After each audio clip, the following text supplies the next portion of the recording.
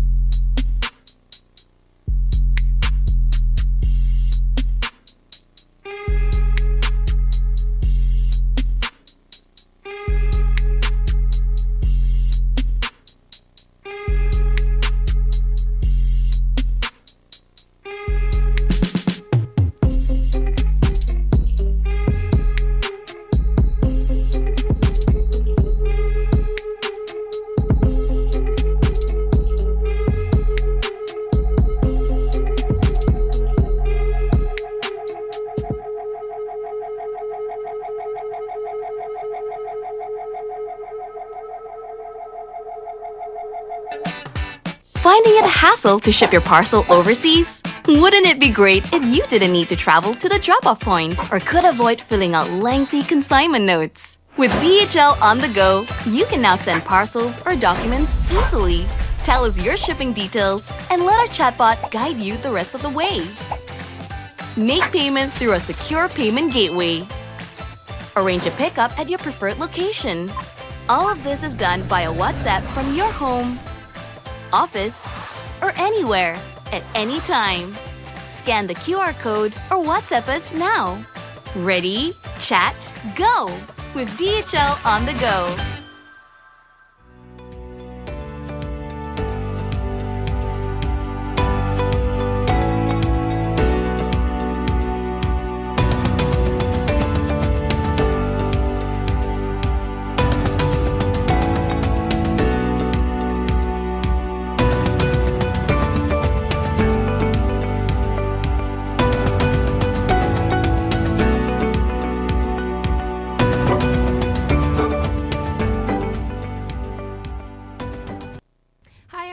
A very good morning to all of you and welcome back to Day 3 of the Digital X Data 2020 live virtual conference. We hope you have enjoyed the cybersecurity power panel and both the financial and drone tracks yesterday. If this is your first session and whether you are currently watching this on WebEx, Facebook, YouTube, or LinkedIn, thank you very much for joining us. Once again, my name is Myra from Star Media Group's award-winning Rage Investigative Journalism team, and I'm your host for this 4-day live virtual conference. All right, so before we begin, we want to announce a special prize draw winners of yesterday's session. And yes, you heard it right. For those of you who have just joined us, all you need to do is stay with us till the end of each session, and you will stand a chance to win these exciting prizes. So let's see who the winners for yesterday's sessions are. We have, for the first, the winner of the Philips Bluetooth wireless headphones, Mr. Jackson Chia and Ellen Bowie. Yay! For the Skull Candy wireless headphones, we have Vivian Chua and Juliet Chong. For the Honor Band 5 Sports Edition, we have Li Ling and Amirul Amza. Congratulations to all of our winners. Our events crew will be contacting you separately at the end of the event at your registered email address or mobile number for the arrangement. All right, I'm sure you're as excited as I am to kick off the conference. So just a few housekeeping matters before we begin. Please be patient if you experience any technical or internet glitches. This is a live online event and everyone dials in from different internet bandwidths and devices. For WebEx participants, your microphone and video cam are turned off by default, but do feel free to chat with our events crew directly if you need any assistance. You can also email us at events@thestar.com.my. Lastly, and most importantly, please engage, learn, and enjoy. To learn more about the conference program and our speaker's profile, please scan the QR code at the top right of your screen or go to bit.ly/DXD-agenda. Okay, so 2020 is the year businesses worldwide have had to revamp its business models, restructured its workforce operations, and accelerated digital adoption. As we stepped into 2021 with greater uncertainty about our power panel today will discuss and share about the state of businesses in 2021 and leveraging digital technologies as collaborations across industries are at an all-time high. We are humbled and honored to have such a lineup of very prominent business leaders who are here at the forefront of transformational business landscapes. The first guest panelist is Catherine Lian, Managing Director of IBM Malaysia. Catherine and her Malaysia team have helped clients, partners, and key stakeholders put a smart to work in their organizations by applying IBM's leading AI or cognitive solutions, cloud platform, and industry capabilities to advance digital transformation. Our next guest panelist, Datuk Johan Idris, is the Managing Partner of KPMG Malaysia. Datuk Johan strongly believes that technology is the key enabler and a game changer for achieving enterprise resilience in this new reality. Our last guest panelist, Daniel Bernbach, has been heading the Malaysian-German Chamber of Commerce and Industry as its CEO and a member of the board since August 2015. Aside from that, he has also been serving as a member of the board of Eurochain Malaysia since 2016. And moderating the panel is the anchor of the Star Business Desk, who has been with the company for 26 years. He is Jagdev Singh Sidhu, the business editor of Star Media Group. Okay, so the panel is getting ready, so please stay tuned. We'll be back in just a short while.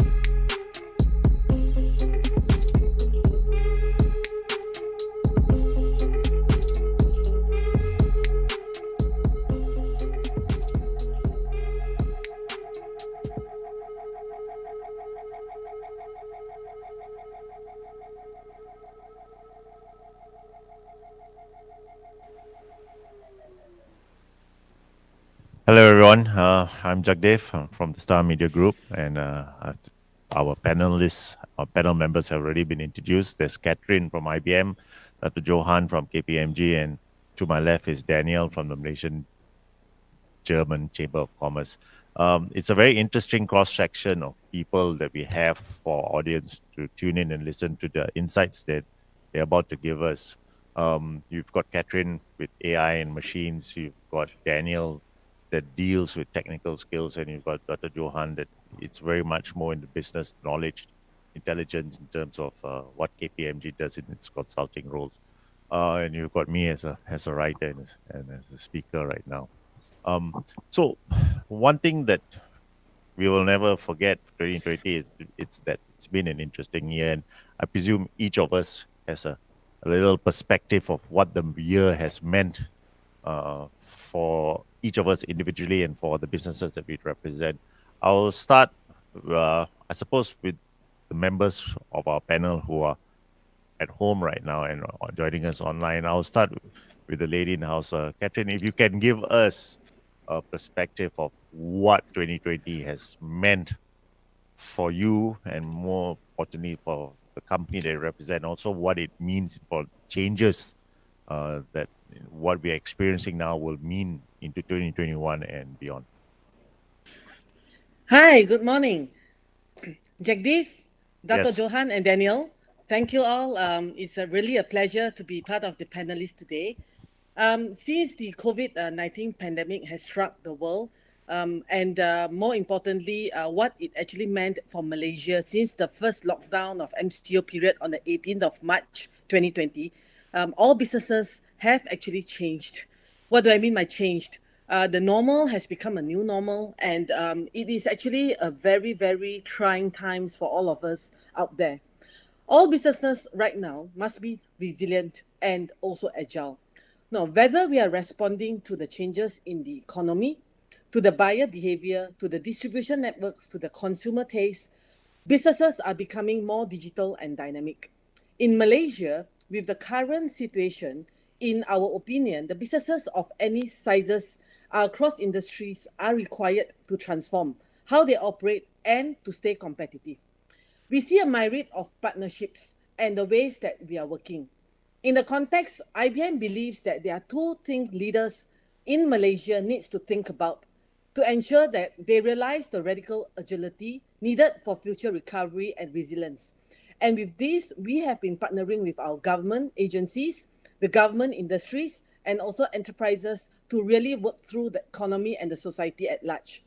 We believe that the sustainable benefit and efficient of business processes has to actually be driven through technology. largely artificial intelligence and cloud. Beyond greater efficiency, it's really a help to reinvent the business throughout Malaysia, throughout the world. Dr. Johan, if you have a few words. Thank you, Jagdeep. And panelists. 2020. Wow, is a year like no other. No one would expect that we're going to have this thing virtually. I'm sure nobody will expect that work from home or flexible working arrangement is a new norm. It has struck everyone by surprise. And one thing's for sure is that for everyone to survive, everybody needs to adapt, and the real adaptation is digital. And this basically the 2020 have actually, when people say, have accelerated a lot of things digitally. It has changed the minds of the CEO.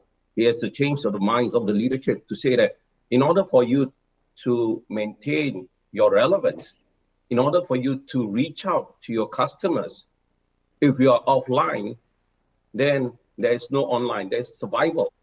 It's a matter of life and death. And maybe from a personal level, when the MCO struck, I was basically taken by surprise. I have literally, and everybody have 24 hours to get things ready.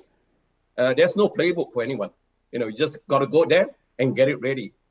But good thing is that a lot of things in terms of getting ourselves digital enabled has already taken place a couple of years. The way how we do our work, the way how we increase our broadband, the way how we reach out to customers.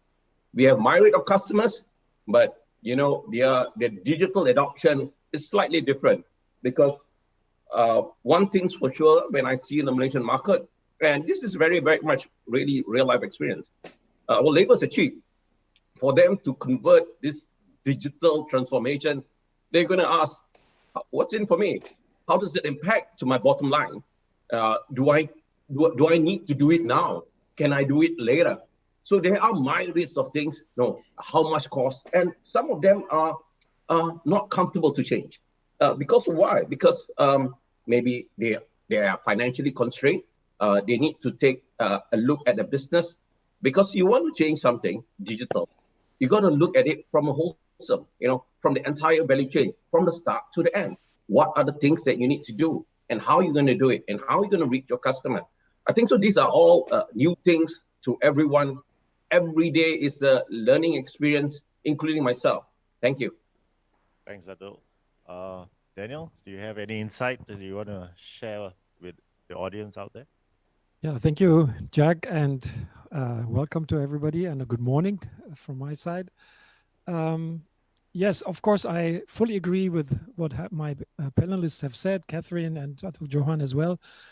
And what I feel I could add to that is what we just discussed earlier, that it shows exactly how important it is to be qualified and able to adjust and to learn and to adapt and to change. And it is exactly circling around the ability of every person, every human being that is affected by this change and by the whole process of Industrial Revolution 4.0, as it is called, like the digitalization of our world. It shows two things you have to be able to follow. Otherwise, you will be left behind. So it puts a lot of spotlight on our abilities to adjust and our qualifications to learn and to understand where the world is heading. What is my market doing? What is my competitor doing? What is my colleague in the team doing? What is my boss expecting of me? And all that all together somehow comes to the question and of my personal abilities. The second thing I would like to add is it also shows what a digitalized world does not do, because it somehow separates the black from the white, the light from the dark. So it is showing it here, yes, digitalized world or digital communication, production, deliveries, whatever, can do things easier, maybe more efficient, less time consuming, less resources consuming, like compared to the old world. But it also just clearly shows what it's not able to do, and that is the level of personal interaction. That is also dealing with even mental problems that we see as in the workforce right now. So also the pressure that it puts on everybody's personality and soul and the inner self. I think we have to deal with that, and we will find out what we can substitute with digital tools and what we cannot substitute, and where personal physical presence is still required and will be required for the future. So I think it is quite an interesting learning curve we have been going through in 2020, but I think it's not over yet. We are in the midst of it, and we should not all put all stakes into the digital solutions. There is also still relevance of the analog, traditional, old worldly ways of doing things. With that, we've heard the opening briefs and the quick takes from our panelists on what they think of the subject that we're going to discuss and some of the questions that I will be raising. But at this moment, I would like to invite members of the audience who are now currently tuned in listening to our conversation and having heard what our three esteemed members have already briefly put forward. If you have any questions to share, please do forward it, and I will read it out for our panelists to answer. With that, I will get the session started with a few questions touching on the points that have been raised. I know Daniel had talked about some things that will never go out of style. I mean, there's always going to be room for skills. That's always going to be important. And the pandemic has shown us two things. I was just having a conversation with him about it earlier. We all love to eat, and we all couldn't wait, maybe not me, to get our hair cut. So some things won't change at all. But I think what this whole pandemic has done is it has shown us what the future can look like in a very accelerated way. That's the way I look at it.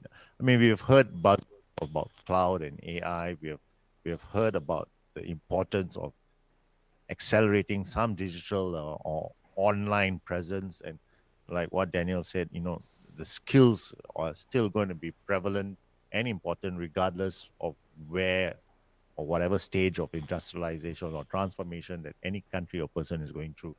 But with that, I would like to ask a very broad question. Are Malaysian companies really ready for this? And have they really taken stock of what's in store if they are not? I'll leave it up to whoever would like to answer this question first, and I'll follow up if anybody else has a thought on that. Catherine, if you would like to go ahead. Right. Thank you, Jagdeep. This question is very relevant. Are we all ready, right, for digital transformation? Just like what Daniel has rightly pointed out, the biggest readiness in any organization is about reskilling, and it's about upskilling. Now, organizations right now should really think about adopting a holistic, multimodal skills development to help employees develop both behavioral and also technical skills in the new normal. Now, what I just want to share with you is that the digital transformation is inevitable. The cloud and the AI technology will transform the future of tomorrow. However, the companies have to understand that the cost reinvestment and prioritization has to actually work both ways, both in technology and also in people skills. Now, in Malaysia, I just want to share with you that IBM have the opportunity to launch a program called Pathway in Technology, or we call it PTech, together in partnership with MOE, Ministry of Education, and MDEC, to address the digital skills shortage in the country. The PTech is actually designed to break the cycle of inequity in education and to address the skills gaps of labor force by linking education and workforce development. Now, this is actually a readiness of our workforce in 4 to 5 years down the road. What happens now?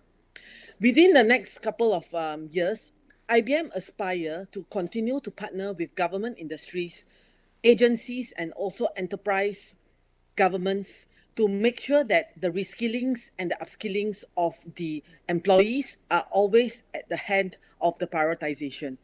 Come digital transformation is the upskilling of the people that they need to understand through where technology will move them forward. Without that, the resiliency will actually be slower of a pace, and making sure that with the adoption of technology comes the need to understand where technology will bring forth the education. Now, it is a milestone and it's a journey, and we believe that ecosystem partnership will be substantial in making sure that the Malaysia companies, be it SMEs, industries, and enterprises, will be ready for the future of tomorrow. Thank you. Welcome. Dato', I mean, KPMG is a consultant, accountant, got lots of clients who are companies themselves. You see them every day, you can assess their readiness. You know, if I'm just doing a dipstick kind of test, how ready are we? Well, I take my dipstick and check it out, and the temperature is not that good. So okay, I'll bucket them into three group of companies. Those are there, those who are going to get there, and those who are not there yet. You know, okay. These are three basket of companies. Going to put them in this bucket, and maybe I'll take a step back, Dave, and do a reflection, a self-reflection. So this digitalization and what it means to us. So a self-reflection, and this is my own experience and our company experience in KPMG. So we had I'm telling a story. We had a partners meeting right about 4 years ago in Putrajaya. Basically sitting down there, we know IR 4.0 is coming.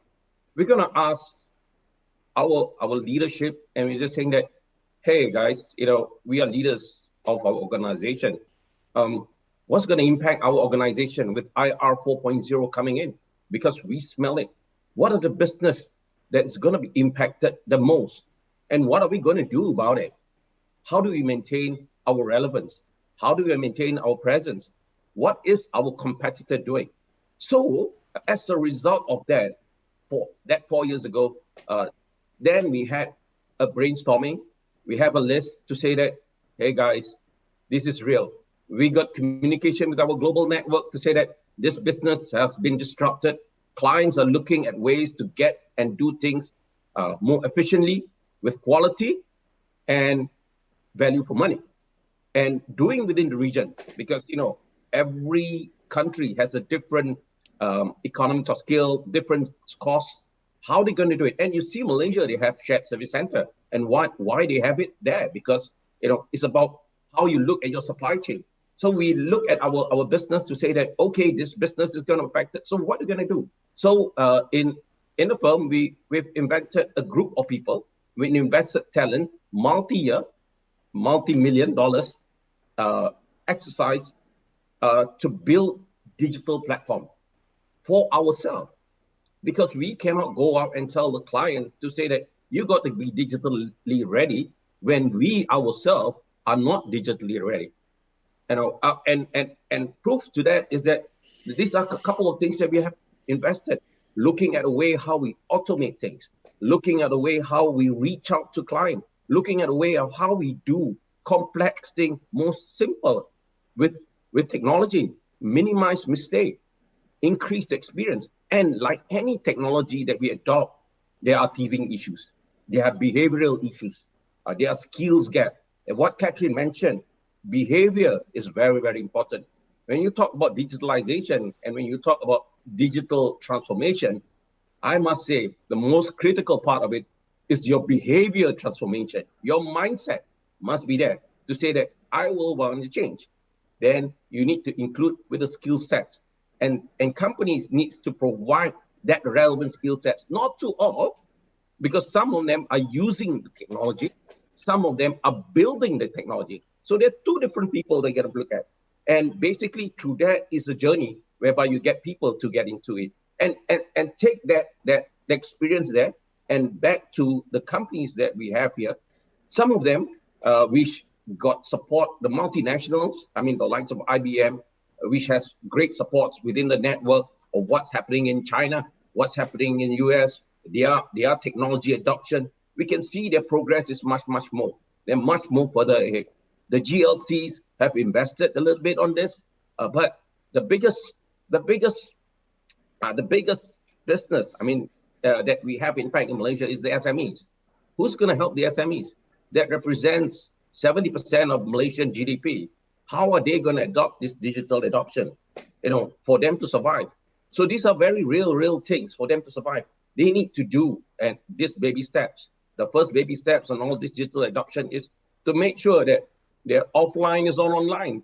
They need to get in touch with the customers, making sure that this MCO thing that you cannot reach out to customers, you're able to sell your products. So that's why you can see. But I would agree with my other fellow speakers. There are certain things that you can do online.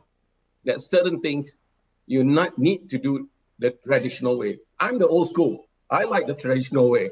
When I engage with people, and I engage with Catherine, Catherine, by the way, we are in the same building, although I didn't see Catherine for more than a year because she's working from home.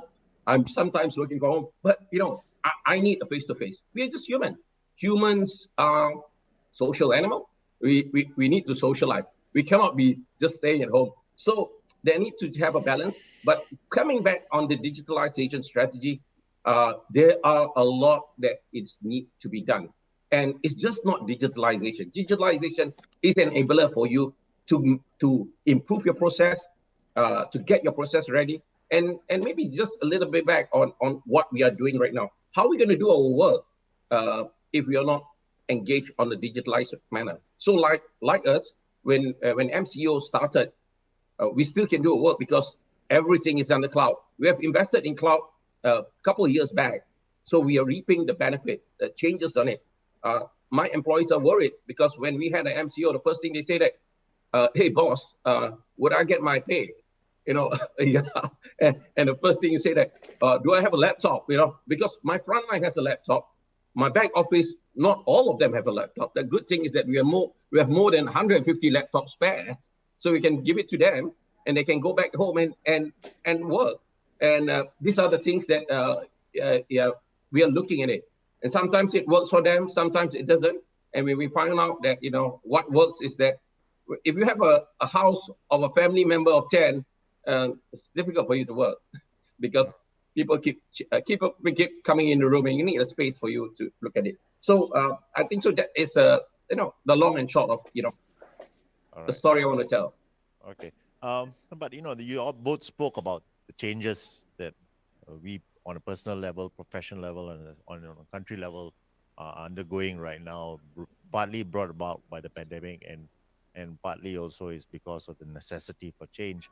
But throughout all of this, Daniel and I were speaking earlier, and Dato, you touched on it. There is still going to be the relevance and need for some traditional skills that people have. The technicians, the carpenters, and then more importantly, the people who are going to install the robots that were supposed to take over our jobs. So there was always going to be somebody out there quite relevant, Daniel. I mean, you are in the Malaysian German Chamber of Commerce. Germany is one of the forefront leaders when it comes to robotics. Can you just tell us, I mean, not to pour cold water on everybody's future, why is it that there are still going to be some sort of relevance, maybe even more so, when it comes to technically proficient people that have the necessary skills to survive into the IR 4.0 age? Yeah, I think this is, of course, touching the point that, or maybe the reason why I was invited to this panel here, because MGCC, Malaysian German Chamber of Commerce, stands for the German Dual Vocational Training Model. And the German Dual Vocational Training Model is that we are offering here for Malaysian companies is based on the German education model in Europe. And it has proven successful because throughout the last 2-3 centuries, I would say, the 4 industrial revolutions have gone through, and somehow the technology has been advanced, and it has all this advancement, all this development has been based on the skills and the basic and fundamental education that the staff, the people, the technicians, also the engineers were working with. And it is, I think, what hopefully helps Germany stay afloat in a competitive world, because we also are under high pressure from countries that are advancing fast, leapfrogging some areas where we had some years to learn. Others are just learning from us and avoiding these mistakes and these all the costs and time that is has been going into wrong decisions. And we have to stay competitive, and I think the only way we can do that is advancing even further and basing more on creativity, innovation, and in the resilience in disruptive times. And I think this is only possible if you have the right skill set in the educational system. So our interest in Malaysia is to really focus on this kind of abilities, of this kind of upskilling. And it's not only simply giving a person a laptop and a handphone and then letting him or her run away and go ahead. I think it is very much understanding problems and coming up with solutions, because it's not there. It's not plug and play. And even if you ask Germany, like having coined the term Industry 4.0 by Professor Kagermann on the Hanover Fair in 2011, now we are talking about Industry 5.0 already. It is not that Germany is there. It's not that German companies are all digitalized. It is not. And it should not be like that. Malaysian companies feel like, oh, we are so far behind. No, you're not, because you have, exactly like Germany, you have companies that are already on the way, that have already invested in digital production methods and distribution and communication and AI and all that. It's already happening here in Malaysia. And then you have others that are not, that are even not considering. I have just looked at a survey here. In Germany from 2018 to 2020, there was an increase of 49% to 59% of companies that are already in Industry 4.0. So it is 2 years ago only that it was below 50%. Now it's slightly higher. Of course, the other numbers are dropping, the ones that are saying we are not going into that. This has been almost 10%, and now it's close to 1 or 2%. So there is a development. It is a revolutionary process. It's not that Malaysia is not there and other countries are already done. It is like Dr. Johan said, it is both worlds are coexisting. There is traditional manufacturing and there will be digital and modern manufacturing at the same time. All right. I think that's why it's called the economy, and at the end, the supply chain. There are various levers and levels to everything out there, from the barber to the professor. I think they all play a role, irrespective of how they all fit into the new age, so to speak. But one of the main things people are most worried about, I would tend to think from it from two perspectives. One is from the operational company perspective, is the cost of getting into IR 4.0. When you start to look at the digitization or digital transformation strategy, you're thinking big investments. Is it a big impediment, or will the payback period really prove worthy or worthwhile for any company to embark on it? And the second part of my question is that on a personal level, for people out there, how ready should you also be, just like companies and in economy, to be IR 4.0 ready, to future-proof yourself in terms of when you want to start entering into the workforce? Does it require retraining, reskilling, etc.?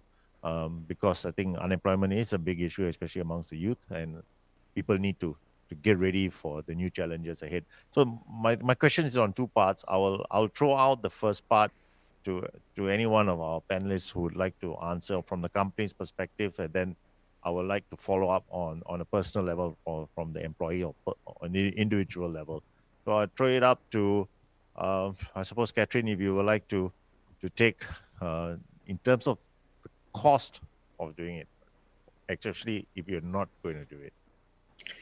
Yeah, I think this is so relevant, especially to all the audiences who are actually representing the SME organizations today, where Dr. Johan has rightly pointed out is the anchor and the pillar of our economy growth, which 70% of the account is really where we are today dependent on the success of how our trajectory move forward will be from our economic standpoint. Now, digital transformation is really a whole new way of looking at sustained cost reduction in the form of cost optimization. Now, it supports digital operating model. It's all about optimizing and reprioritizing the costs that we have been working on today. For example, IBM being a largest technology solutions provider in the world, we are probably one step ahead from many other companies who is trying to adopt digital transformation. And most of the companies will be asking, what is in it for me? What would be the return of investments? And looking at the readiness of the company, will it actually yield the optimization of management costs compared to where they were before? Now, there are actually two schools of thoughts to look at this, because the sustained cost transformation, in IBM's opinion, starts by institutionalizing every day the tasks in a more efficient ones. Now, making the shift of robotics and automation is an example. So it is all about the replacement of certain skill sets to be more efficient, and it's also making sure that the insight source of the conceived operational capabilities and functions are being met. It has to be a win-win initiative. Now, organizations, in my opinion, can leverage new technologies and digital capabilities to offer better customer experience and growth. Now, through digital transformation, organizations can monetize their new business models and accelerate the shift to digitalize their products and design, create better business outcomes, and perhaps enhance customer relationships. And embedding this situation network is important. Now, how ready are we? How much of cost transformation it requires? It really has to actually be part of the return of investments a company should look at. In our opinion, when we digitalize the technology, it also requires upskilling. For the first 3 years, the cost optimization could be a break-even, but the subsequent years, as we journey around, it will actually be a great acceleration. Now, it all really depends on how much a company will want to adopt, but the way to go forward is definitely inevitable. And with the cloud, AI, blockchain, and also IoT running through on board, many ways that we have been touching lives, many ways that we have been using of these technologies is what has been the normal for us. For example, utilization of Grab to order food, to ways to actually get into a location. It has always been part of our lives, but we have not seen how much of the cost optimization that has been put forth in terms of development of these platforms in these various companies. So we hope that at IBM, we can be able to actually partner with organizations and companies across to actually showcase on the true digital transformation that a company requires, and perhaps also value add to the knowledge base that we're going to actually transfer between what we have actually seen and the best case reference sites that we have actually been adopting across the world. Thank you. Okay, thanks, Catherine. But from a personal level, I mean, everybody's going to be scared. Can I keep my job? Can I get employed? Daniel, what do people need to do? Yeah, I think this is, of course, there's two things. One, from the employer perspective, it is always the question of costs.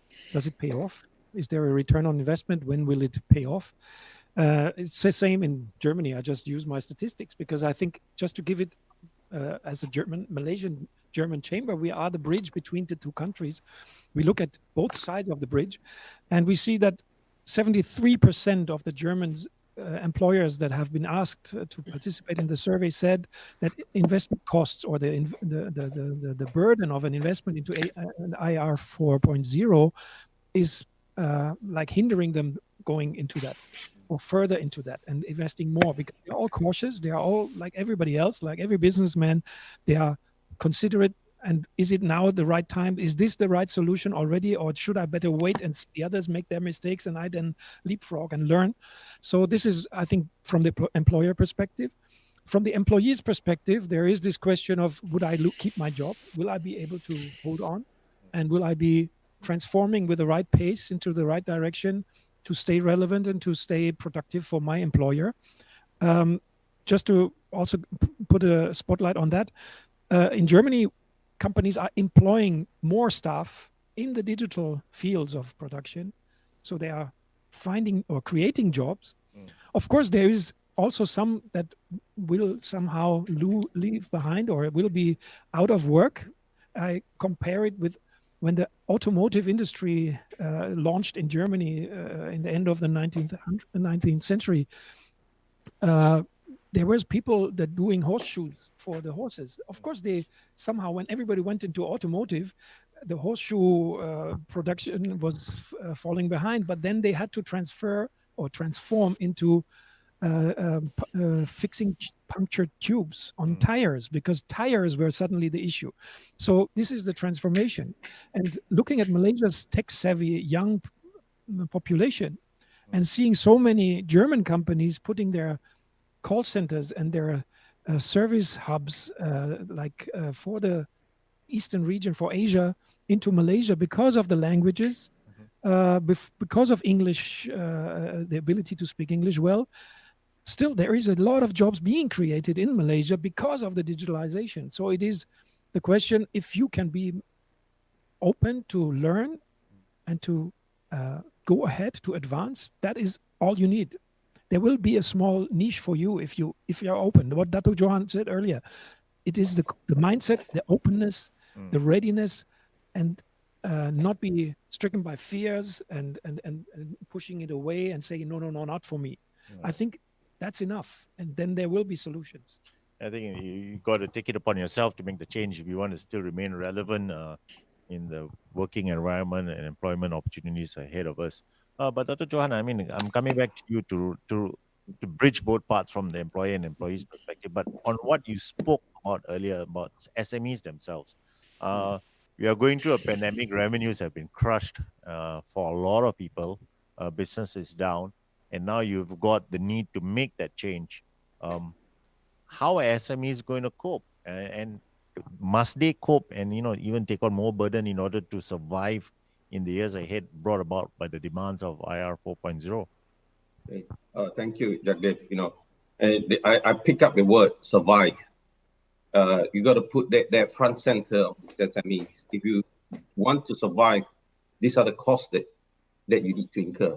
And maybe a change of language when you talk about cost. Every time people talk about cost, people feel that you're going to hurt more on my wallet, my pocket. Look at it as an investment. Talk investments rather than cost. Talks about survivability. So it's a matter of survival. So for some of these SMEs that you have a smaller wallet size that you want to invest in technology, then take baby steps. You do not need to do a quantum leap. Look at what are the processes that you require for you to maintain your competitive edge. What are the right kind of technology that can deliver a slight competitive advantage over your competitors, because it will spell the difference between success and failure. Technology is not about doing things faster, better, cheaper, because everybody is doing a trend. No, it must be relevant to you. I mean, we have so much technology, but choose the technology that is relevant. And we in KPMG also had partner with Harvey Nash, survey about 4,200 IT leaders around the world under the CIO survey, that we found out that companies around the world have spent almost 15 billion US a week on technology. Just not technology to enable them to work and feel safe, but also technology to ensure that what they do, what they transact are in a place that is secure, that builds trust to their customers. Things like cybersecurity is front center, because when you want to engage with a customer and you engage with them, you send them some stuff, you want to make sure you get paid. You got to make sure that, customers' experience are there. They feel secure. They can trust you in the digital world. And because in the digital world, they have not maybe seen you operate with you, they must have some level of communication and trust to say that I'm here in Malaysia. I'm going to be, especially SME, I'm going to be here for the longest time. because customers, when buying your product or services, they want to know that later on, if I need some of my product from clarification or services that needs to be looked at, are you still there? Are you going to be there for the product lifespan that I have? I don't want you to buy a product, then 2-3 years down the line that you're no longer there. You close shop. So basically, in the top of the mind of the CEO, there's a lot of things that they looked at. And when we had a CEO outlook survey around in here, we see that about 61 CEO in Asia Pacific has already agreed to put in more capital investments to buy new technology. Catherine, will be good business for you, Catherine. And what we say that what would take normally 3 to 4 years, as in terms of technology adoption and what you have, will take now 3 to 4 months. But they are also looking at how they are ensuring they are able to invest in the technology to make their business more resilient. So these are all these things. And when they want to invest, they also want to make sure that, hey, if I want to invest in technology, what other costs that I need to look at, basically defer and invest in the enabler to ensure that you are able to survive. Not big quantum leap, especially for SME. Just baby steps to ensure that you're okay, you're right. And every time when you do this investment, sometimes there will be success stories, that is, failure stories. So when you do invest, baby steps, see what works, what doesn't, have a trial and error, have a proof of concept. So from employees' point of view, in terms of me and my organization, I looked at recruiting close to about 350 to 400 new graduates a year. And one of the key areas that I'm looking in, I'm not just looking at accounting graduates, but what I'm looking at is those people who have a wrap around technology or technology knowledge, the things about doing programming, a little bit of programming, understanding about data analytics, understanding about the new software tools. Like people in my marketing team, they need to know things like what is active campaign, how we're going to look at customers digitally to get new things, get new insights in terms of how we're going to approach things. So it is relevant for the marketplace, and it's also the obligation for employee to make sure that everybody that you've engaged or you have staff are upskill them, because some of these things, robots will take on their place, and some you can't.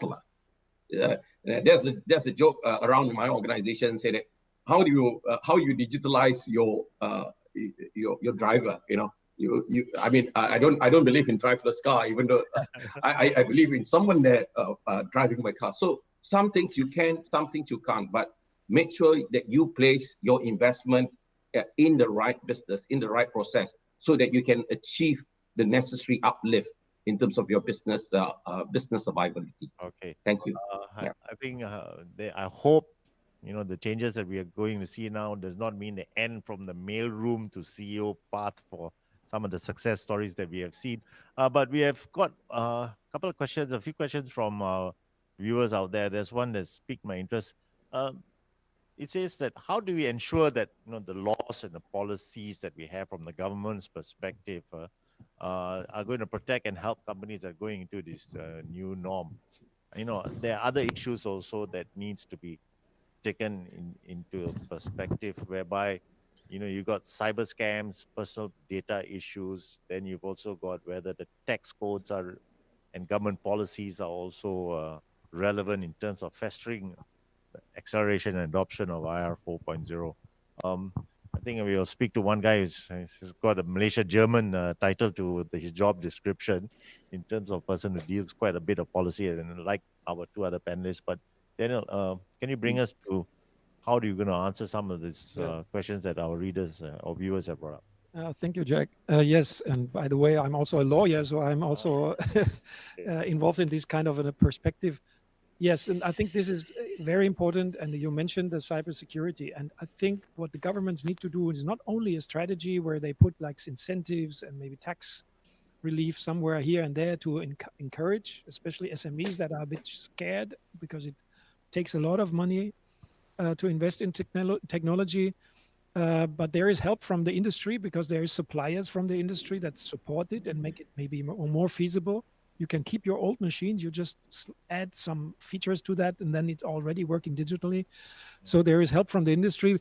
And I think where the government, and I have been asked a few years ago by the MITI minister, Dr. Mustafa Mohammed, already at that time, what should the government do? And I think what is most important for governments to support the industrial development is provide data security, data safety, and make sure that there is certain standards of data languages or data formats, because this is absolutely necessary to be able to communicate across borders, across continents, across technologies and facilities inside the factories. But especially Germans are very sensitive to personal data and data protection. They don't want to be seeing their data floating somewhere, leaked somewhere. So that is particularly true for Germany. So the second most important reason why they are still hesitant is the data protection issues. It's not maybe so much here in Asia and Malaysia, but still I think the government and the laws and regulations have to make sure that the data of companies and people are protected. And I think that is a very high on the list of the governmental and legal duties supporting the industry. Okay. I think we are almost coming to an end in terms of our session here. And unfortunately, there are quite a few questions that have just popped up on the screen. And I do hope the organizers would be able to direct some of these questions to some of the participants. So maybe you will have the time to answer some of our viewers directly in terms of the questions they have raised. But first and foremost, and lastly, I'd like to thank everybody here that has participated in what I would say is a very thought-provoking and engaging conversation that we are going to have on the changes that we are seeing before us and are going to experience in the years ahead. And I do hope that it doesn't change all of us permanently in terms of how we interact. And I do hope there will come a time where all four of us will be in a room having the same kind of conversation in a new normal in the old kind of way. And with that, I would like to thank everybody who has tuned in. I hope that you gained some knowledge and you found that your time spent viewing this conversation and listening to what our experts had to share was actually very fruitful to you. With that, thank you for tuning in, and thank you very much to all our participants, panelists, for engaging us today. Thank you, and have a nice day. Thank you. Bye. Thank you.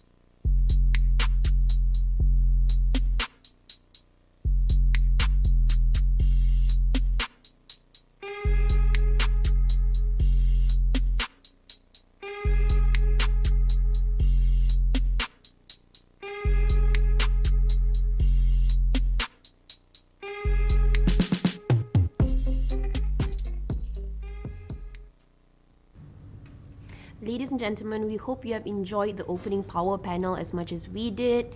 I think it's a very timely time. It's a very timely situation for us to be having this conversation. And for those of you who have addressed your questions directly to the panelists, our team will make sure that you get your answers. But before that, thank you so much to Jagdev, Catherine, Datuk Johan, and Daniel for such a great and insightful discussion. Everyone, we are about to enter the first thematic track of the day, which is the retail track, which is powered by Ipsos. And to open the session, our keynote speaker will present some of the key observations of retail in the pandemic times and ways for retailers to stay on track in the new and unforeseen economic directions. This is also a very hot button topic, so I hope you guys enjoy it. But here is the Group Service Line Leader for Customer Experience and Channel Performance of Ipsos, Mr. Chris Den.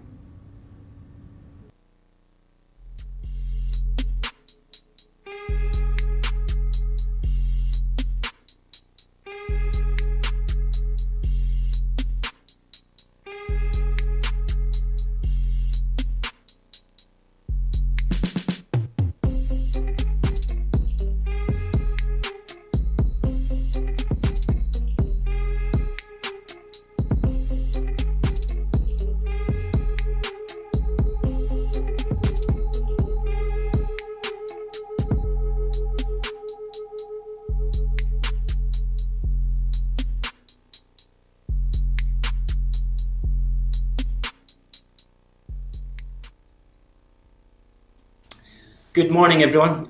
As was mentioned there, I'm Chris Dan. I head up the Customer Experience and Channel Performance service lines in Ipsos, Malaysia.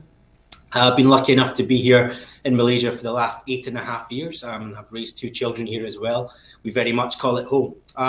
So I've been on both sides of the fence, facing the issues that we will discuss today as a consumer in Malaysia, as well as helping various clients overcome some of these.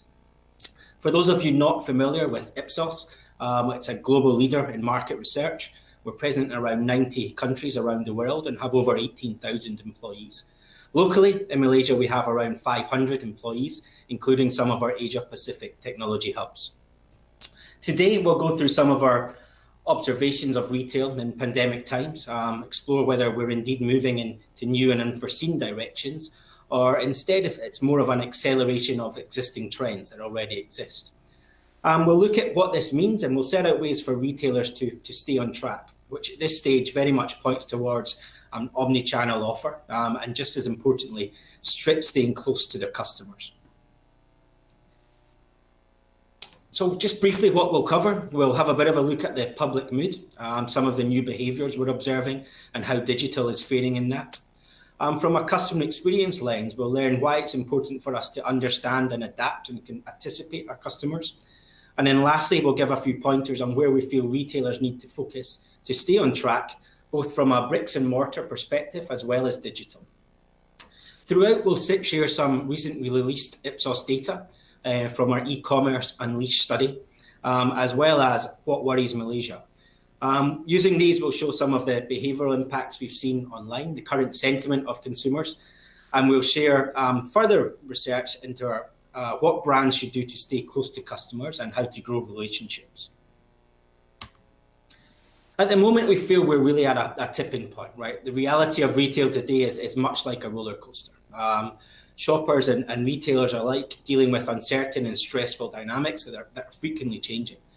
The COVID pandemic has turned life upside down for many in different ways. Shopping is one of the everyday activities that has been disrupted by the pandemic, turning a once enjoyable, probably leisurely experience into something much less straightforward with a mix of emotions, anticipation, and even some dread. And meanwhile, businesses have seen the importance of responding quickly and appropriately to these upside downs. Health and safety is also an entirely new focus brought on by the pandemic.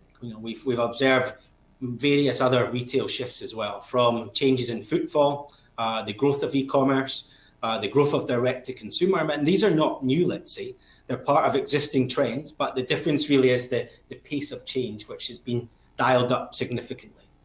So while it's important to recognise the magnitude of changes we're seeing and will continue to see in the future, it's important not to be drawn into overstatement. A lot of what we see is an acceleration of existing trends. Just a bit of a look at the public mood. The virus is here to stay. Our analysis of the public mood throughout the pandemic so far shows that it's not a simple linear journey towards a return to normal. People around the world are moving through cycles of the emotional journey, local flare-ups, and from the situation here, we've had MCOs, RMCOs, CMCOs, EMCOs, And it's whether these are real or feared, they really do send people back into a heightened state of anxiety, and that behavior changes to suit that. And just on the chart here, we have some of the latest data from our Ipsos e-commerce Unleashed study. And you can see these have the different stages of the pandemic that we go through. From the start, where in the early stages, some maybe felt we were unaffected, right through to, it becoming almost that new normal. But what we can see is a big increase in the anticipation phase over the last few months, meaning that the recent MCO has seen even less people being able to do what they're used to do. And that has dipped significantly since the last wave. Similarly, in our recent press release for Ipsos, What Worries Malaysia, COVID-related worries are now back to #1 spot. And again, this is highest across all of the countries that we track. So it really shows that it's not currently going away. I think as long as the virus does exist, and that emotional journey continues and remains, highly changeable, for now we need to accept that really for now, no normal is the new normal. And just as companies respond to these challenges of the crisis, customers also change the behavior and attitudes. So that usual routine activities that gave customers the initial confidence really no longer apply in this environment. We see, customers' needs right now are not the same as they were before, and they may change again in a few weeks' time. These needs and expectations have changed. Therefore, everything we know about the customer journey, what they do, how that happens, and what their needs and expectations are, have completely changed. This crisis really does, represent a moment of truth between brands, employees, and customers, the whole ecosystem. We're seeing the changing priorities, attitudes, and behaviors. While customers' needs are still there, the means of fulfilling those needs have changed, and some have become much more obvious. Health and safety is a clear example of that. The purchase decision, that has also changed significantly. We're seeing a shift from more routine autopilot purchase modes to those that are now more cautious around the spending and need more clarity on these. And from a customer experience perspective, there's let's say a state of flux or even potential panic, right? Because the constant change. Brands, call centers, online channels are struggling to cope with the demand. And for some brands, these are probably already broken, right? We can see a lot on social media at the moment in Malaysia, where there's a lot of negative sentiment towards some of those changes, towards the brands that can't cope. And often digital can be that downfall. It's when that process is broken and consumers try to go back to traditional channels where we're seeing that highest impact. And I guess it's critical during these times that brands really relate back to the original promise and continue to deliver that, because if not, it can really break those strong customer relationships. We know COVID is clearly an accelerator, right? Before COVID, we used to say it was going through unprecedented times of change, but really now it does feel like we've moved to that, full roller coaster of emotions. On the left-hand side, we can see some of the key aspects, right? It's accelerating the decline that we're already seeing for several retailers. Some major chains have ceased trading both locally and globally, and we've got some local giants where we've seen some examples of that. It's forcing change, There's decisions made around curbside pickup, shift to delivery, and a change in store format and layout that we need to act on. Of course, the acceleration in digital and e-commerce, right? What we're here to talk more about today. And similarly, which coincides with that, digital payments are on the rise, right? We're seeing a significant increase for e-wallet usage, and where obviously some of the recent government initiatives have helped to grow these. If you look wider, recent Bank Negara data just shows that the volume of the online transactions. I think we're now over 20 billion between January and September of this year alone, and that surpasses the whole of last year. We're seeing some of the major e-wallet players having a 10-fold increase in its user bases through 2020 so far. And then if we look at the impact at the consumer, specifically on the financial level, we're seeing some different examples here. 45% delaying or cancelling big ticket purchases, 20% plus experiencing salary reductions, and unfortunately we're also seeing job losses, albeit of a slightly lower scale. All of these have changed shopper behaviour, right? And again, when we look at more data from our e-commerce Unleashed study, we can see some of the impact of that. At this point, still nearly 8 in 10 are more mindful of shopping spend. 2/3 spend more time going through and vetting online vendors and looking at the security aspect. 3/4 of us spend much more time researching products online. And the only slight decrease we see wave on wave is for a consideration to the health and safety, okay? Where consumers have shown a slight relaxation over the last few months, although still over half of our consumers call this to be a key concern. People are also conflicted, and we've found that the decision to either stay at home or actually visit stores is not straightforward. It can run in both directions. And the phases of the pandemic that I showed earlier has quite a big impact and influence on that, right? Including the culture of different groups, as well as personal goals, emotions, and that memory trigger of previous experiences. And I think that the big question for now for businesses invested in retail is really to consider the role of the stores, right? Are they now a place to buy, or are they a place to explore? I think retailers need to engineer stores in a way that it gives shoppers a reason to return. Otherwise, they'll probably suffer a permanent drop in appetite to shop in the store. And if we look at the data here on the chart, we can see that over 2/3 still state they're making fewer trips to stores, right?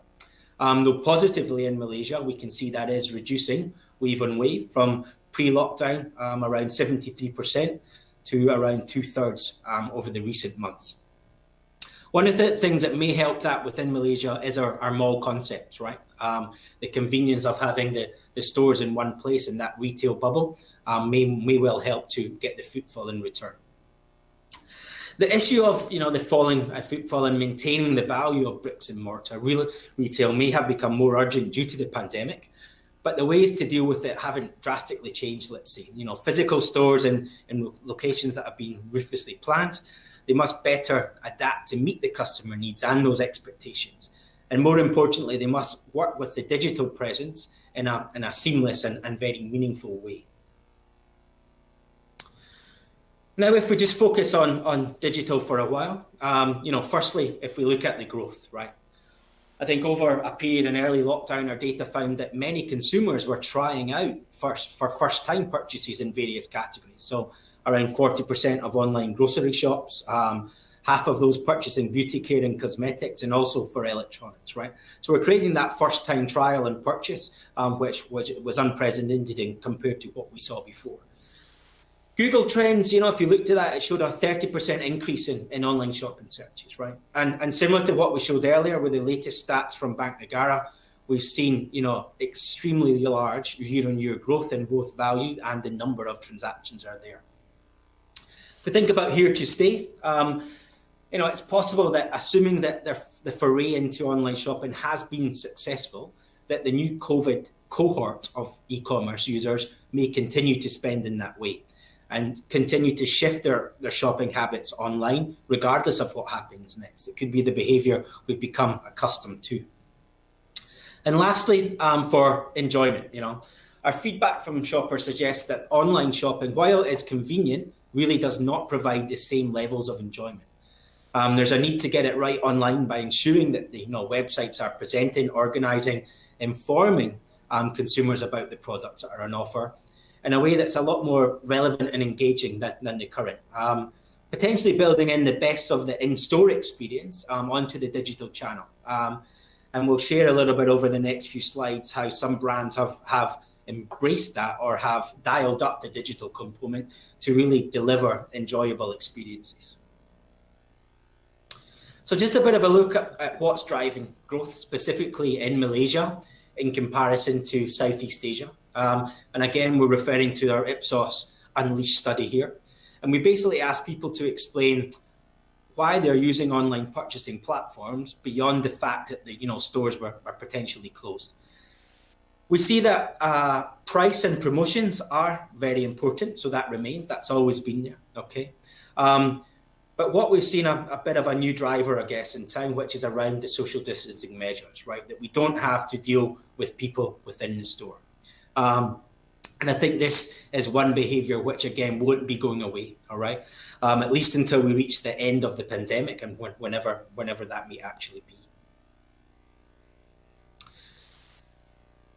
And just looking at the behavior, right? A lot of the data we see on this chart shows us that omni-channel shopping behavior is here to stay, okay? So even now, after several months, omni-channel is the most often used channel. And if we look at the figures on the right-hand side of the chart, those that either researched online and then bought in person, or those who both purchased online and researched online, remain significantly high across the vast majority of channels.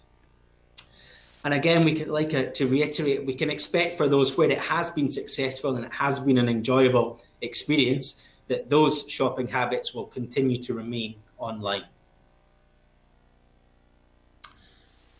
In regards to the enjoyment factor, a lot of our data has shown that the user experience of an app is something that really is a key determinant of future use, right?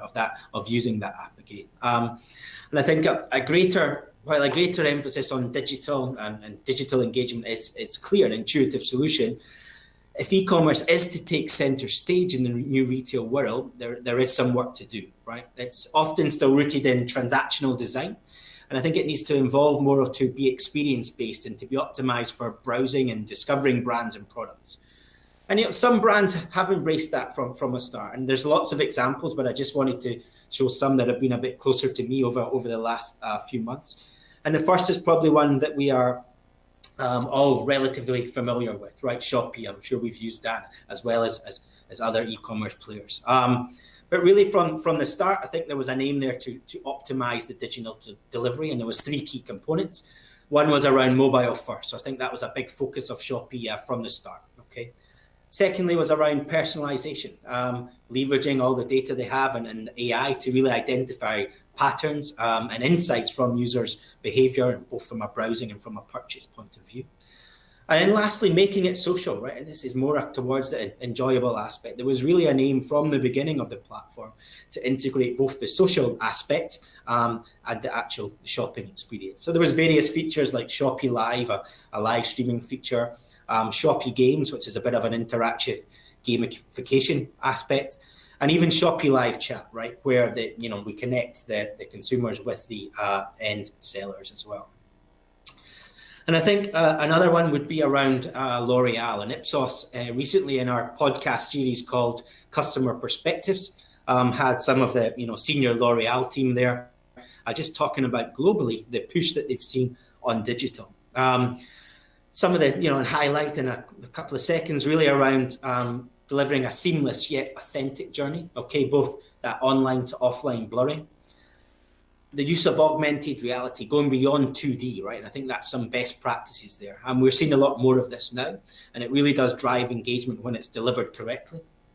They also talked about personalization and making that as feasible as possible through the digital sphere. And lastly, there was a mention around virtual try-on in stores, right? This isn't completely new. It's been there for a few years, actually, but that has been revamped. It's now been offered across more products and more categories. So just a few good examples of brands who have really embraced the enjoyment factor to try and make the online experience as engaging as possible. These changing priorities, attitudes and behaviours do give brands an opportunity, however, to provide reassurance. And I think, that really it's around that managing these uncertain times, and in doing so, I think it provides an opportunity to strengthen the customer relationship itself. And we can see we've got three key areas really focusing on staying close to your customers. The first is around, understand, and that's ascertaining, what are those influencing factors that impact customers and brands at the moment. For example, looking at online, it could be around redesigning the service for those who are not at ease with online shopping, right? Adding online support, feedback mechanisms, and hand-holding customers just to ensure that process is okay, as well as assuring customers on that transaction safety and the security that goes with that. Next is adapt. How can we refocus our offer? How can we really make that, meet the needs in the current time based on what matters? And I think importantly, it's around making that cost effective, right? And again, looking in the digital space, the surge in online shopping really requires brands to adapt accordingly and quickly, right? Operational efficiencies and new partnerships really matter. And I think at the moment, we're probably seeing large retailers partnering with new delivery companies, right, to expand that reach and also quickly adopting new payment technologies to meet some of the needs and the new behaviors that we're seeing. Last is anticipate, and it's really, how can we adapt and change and foresee what's coming and be agile enough to move towards that, right? I think that crisis can lead to long-term changes in the nature of brand and consumer interactions, as we've seen. And listening and responding to the needs puts brand on a much stronger footing to determine what that new customer experience looks like. So just looking at these in more detail, firstly, on understand, I think the speed of the current change in the customer-company interaction or relationship can seem very puzzling and at times often chaotic, right? However, if we systematically explore how those behaviors and needs are influenced, I think brands can fine-tune and model that offer to really meet customer needs. Again, if we think about online shopping, I mentioned around that some customers will be at ease with this move, right? So that will really require a shift in the operation aspect, right? How can we better manage if we fall out of that online process? Or how can we make the online shopping experience more efficient? And if we think across to supermarkets, right, that's probably where we've seen a redeployment of staff, right? More there to stock the shelves and restock, or to even pick products for delivery companies, and many more delivery drivers being recruited through the various partners that they have. And again, on the other end of the scale, other customers may be less at ease with the online purchasing, right? So like I mentioned, this could be more use of online support, feedback mechanisms there to assist. And these must be there to help customers build new skills, right? To be able to put them at ease with online shopping. And that'll play quite a role internally around motivating that behavior to ensure the online aspect stays and there's no revert back to bricks and mortar. And just high level, various areas to consider, right? One is around relationship strength. How do we maintain a healthy relationship with customers? What is that improvement, right? From a strategic perspective, what must we do? How can we do that? How can we be agile enough in our operations to improve quickly enough to meet the needs? Next is around tracking the pain points. What are those? How do we identify those? And how can we quickly test and learn successful new implementations, right, to learn around those and fix our processes? Closing the loop with customers is important, right, across some of those key pain points. That's where we can recover bad customer experiences by interjecting with those, calling the customers back, communicating with them, and really recovering that relationship. And then various others here around, measuring those quick changes and the successes there, right through to quantifying the impact on the return on investment in the changes that we have made. Looking at adapt, we need to adapt to the new customer needs, like we mentioned. And really, for Ipsos' point of view, customer experience starts with people, right? Customers make decisions that affect the bottom line, and we need to understand why customers make those decisions and how to understand those. And there's really three key areas we look at, which starts with understanding customers' needs and the expectations there, as well as from an employee perspective. All right. So firstly is around meeting the expectations set by the brand promise, right? We need to still uphold those values and ensure we deliver on the promises we've made. The next is in understanding our employees. Too often they're forgotten, right? We need to reinforce those brand behaviors, and especially at the moment, health and safety is very important from a bricks and mortar perspective, as well from an end point of view, from a delivery chain from online. And lastly, the right ingredients to drive stronger relationships. And I'm going to talk a little bit more around those over the next couple of slides. So building on previous R&D that we conducted in 2018 across several regions, from around 9 different sectors globally across 10,000 consumer interviews, what we tried to identify and uncover was the building blocks of strong relationships, customer relationships, and how we can really build emotional connection with customers. And we did this as several clients came to us and asked, what else can we do, right? We've worked significantly on our processes to make them more efficient. We've used all our lean processes. Competitors are doing the same. And these functional components now are very good. We answer our calls in the right time. Online uptime's good. Everything is working correctly. And that these functional aspects really meet the basic needs, right? But what we found was that the functional components alone are not enough to drive and strengthen really stronger customer relationships. So we need to work out how to design and deliver experiences that go beyond the purely functional transactional aspect and create longer lasting positive memories. And you can see on the screen we were able to identify key dimensions, or let's call CX forces, which we found to be strong drivers of the emotional aspect and to create stronger, longer lasting relationships. And I'll just quickly touch on each of those. And I think they're particularly relevant during the COVID crisis, right? Where focusing on these will allow brands to refocus the experience, measurement, and also the management to really address what matters in this point in time. Firstly is around enjoyment. In a nutshell, it's to help make customers' lives easier so they feel a sense of freedom. They can go about their day-to-day and not have to worry about the various operational aspects. Next is belonging. This is very much helping customers feel at ease and show that they care about the greater good, right? And a lot of this at the moment is really health and safety related, right? For example, there's dedicated shopping times or delivery slots for more vulnerable customers, or even for medical staff or carers, right, as an example. And there are also the continuation of the social distancing in store and the crowd control that we see in place in some of the relevant areas. And within our mystery shopping programs that we do, we're seeing a lot more emphasis being placed on health and safety audit and compliance, right, where we're measuring to make sure that retailers are really delivering on that promise. Next is certainty, and this has become a priority, not just in terms of public health, etc., but also in terms of the ability for consumers to access products, right, and important services. And also to give clarity what is or what is not available. Out of stock as an example when shopping online. And many brands have recognized this as and contacted customers to offer reassurance about this, not just on what they're doing to keep staff and customers safe, but also plans to ensure that the key products and everyday items, etc., are available and will be in stock. Fair treatment, this is really around that customers feel there is a fair exchange in the relationship, And again, we have seen some retailers or individual sellers, etc., try to be opportunistic and take advantage of this. And I think we've seen various online retailers have taken steps to counter this, right? Example, marketplace vendors trying to sell high goods, high demand goods at extortionate prices, and that's something we've seen, online retailers really managing.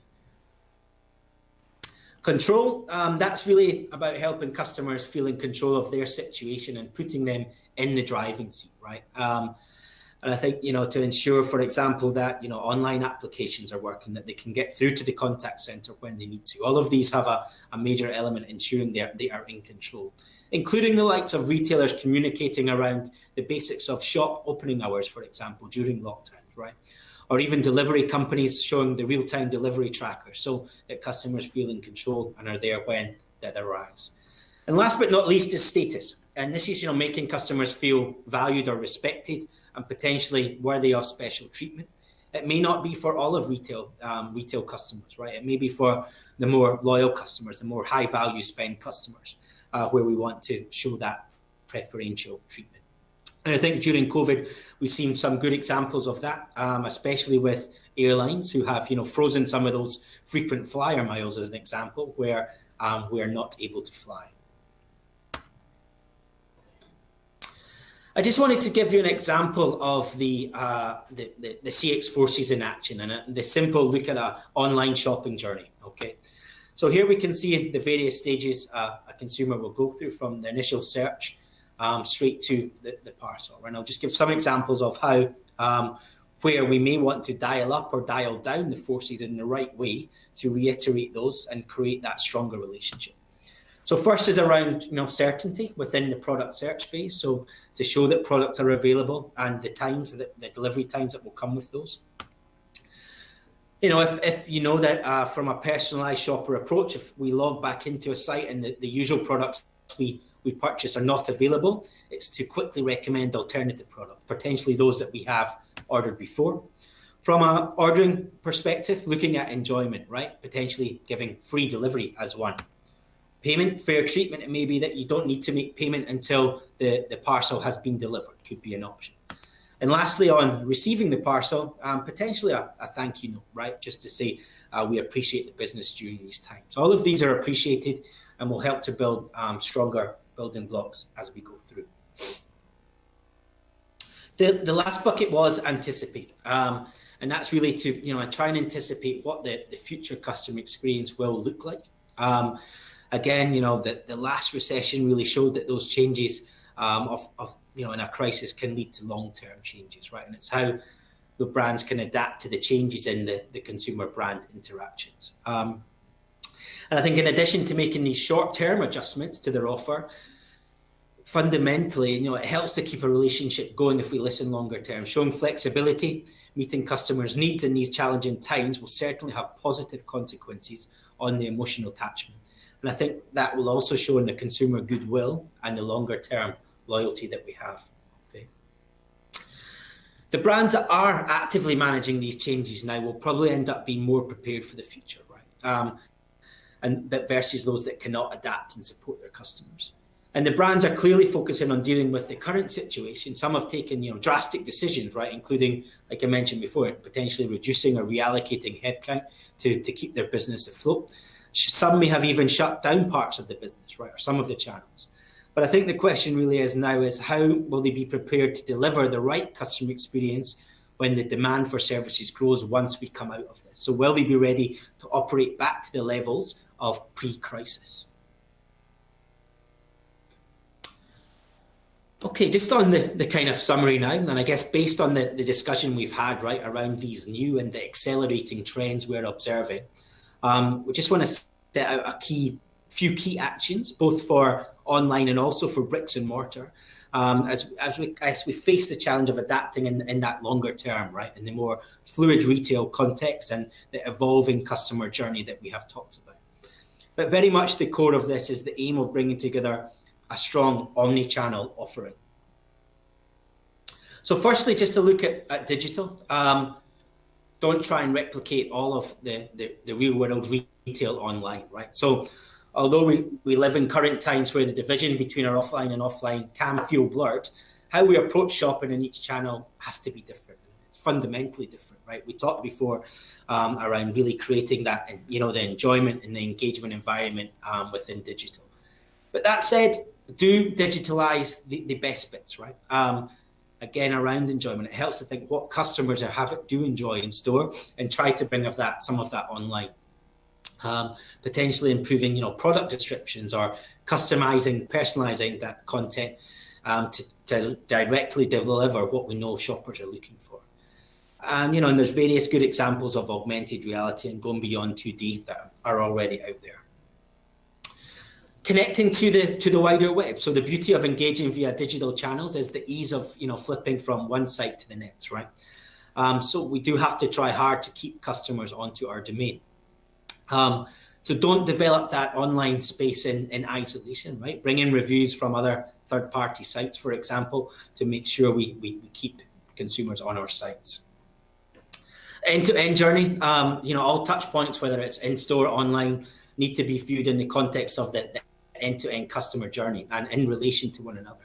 From a customer perspective, they are not viewed as separate, right?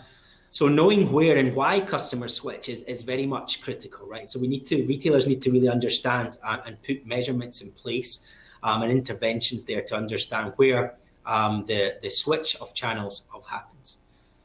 Crisis proof through the omni-channel offer. Again, so think about making the channel strategy crisis proof by developing that strong omni-channel offer. It pays to be flexible in these uncertain times, right? So we need to allow and also encouraging customers to engage via any channel, preferably of the choice that they have, all right? And that'll really help us to continue to do business no matter what happens or the next changing phase. And again, back to the core, really championing a hybrid approach, right? Digital is not always the best option and it can't always run on its own, right? As we've heard, as we've gone up, there's often fallout or there's different needs across these. So it can be a good idea when we support customers with more complex online tasks to add some positive friction, right? Potentially through pop-ups. But we know humans can't be replaced completely. Chatbots can only deal with some simple things, right? So be really realistic about what can and cannot be achieved. A hybrid approach can definitely ease pressure on some of these key tasks, and it can free up people to put the value elsewhere in the chain. And let's not forget bricks and mortar, right? It's still here and it will be here. Firstly, around hygiene, customer experience, okay? We need to consider what our hygiene factors are, right? People are basing purchase decisions on brand choice and how seriously locations are taking their cleaning, their health and safety, social distancing efforts, right, to create those safe spaces. So some of these hygiene factors are very much still a driver, as we saw earlier. Potentially to rethink store layouts, right? Traditionally, we're based on browsing, upselling, impulse purchase, etc. But we know shopper behavior is changing. So I think we need to restore that layout, right? For example, grouping together related items, right? Which may mean actually within store, they're placed around multiple locations, but long as it meets the customer's needs there. And I think that will help to minimize the time in store by helping shoppers stay in that one-way system, right? Without the need for our favorite Malaysian U-turns. Repurpose the format. Make it easier for customers by repurposing the spaces, right? Convenience is a very important consideration, but it definitely looks different in today's world, right? So really responding and understanding why customers are entering your store in the first place could lead you to consider other aspects. For example, curbside formats, easier pickup, and I know that's easier said than done in some locations. Blended shopping, just browsing is a thing of the past. I think our retail visits are more purposeful during the pandemic. And bringing that benefits of online shopping to bricks and mortar is also something we can look at. It basically means that the stores can have the best of both worlds, right? And that may be help to enhance convenience, ensure more physical distance, but also retain some of that human element. Retail bubbles is also something that, of consideration. And I think here in Malaysia, we're lucky with the appreciation of the mall format, right? But it's definitely something that we should be looking at, and we're seeing that around the world where we have all under one roof. It really prevents the convenience, the need for the consumer to visit multiple locations also reduces. And lastly, essential experience. Really maintain that overall essence. Continuity and elements that are really central to the brand will help to drive that familiarity, the advocacy, and probably also conversion, right? And, a couple of brand examples there. If you think of Levi's in the retail stores right around the world, they've really tried to reopen their fitting rooms as early as possible and keep offering those tailored services because it's a core part of their brand, the fit and feel around the product. Whereas other, some major retailer chains haven't really deemed that to be as essential, right? So it's really going back to what's core, what fits with the brand, and how we can continue to do that. Thank you very much for having us today. And, please reach out directly to myself or questions if you have them. Have a good rest of the day.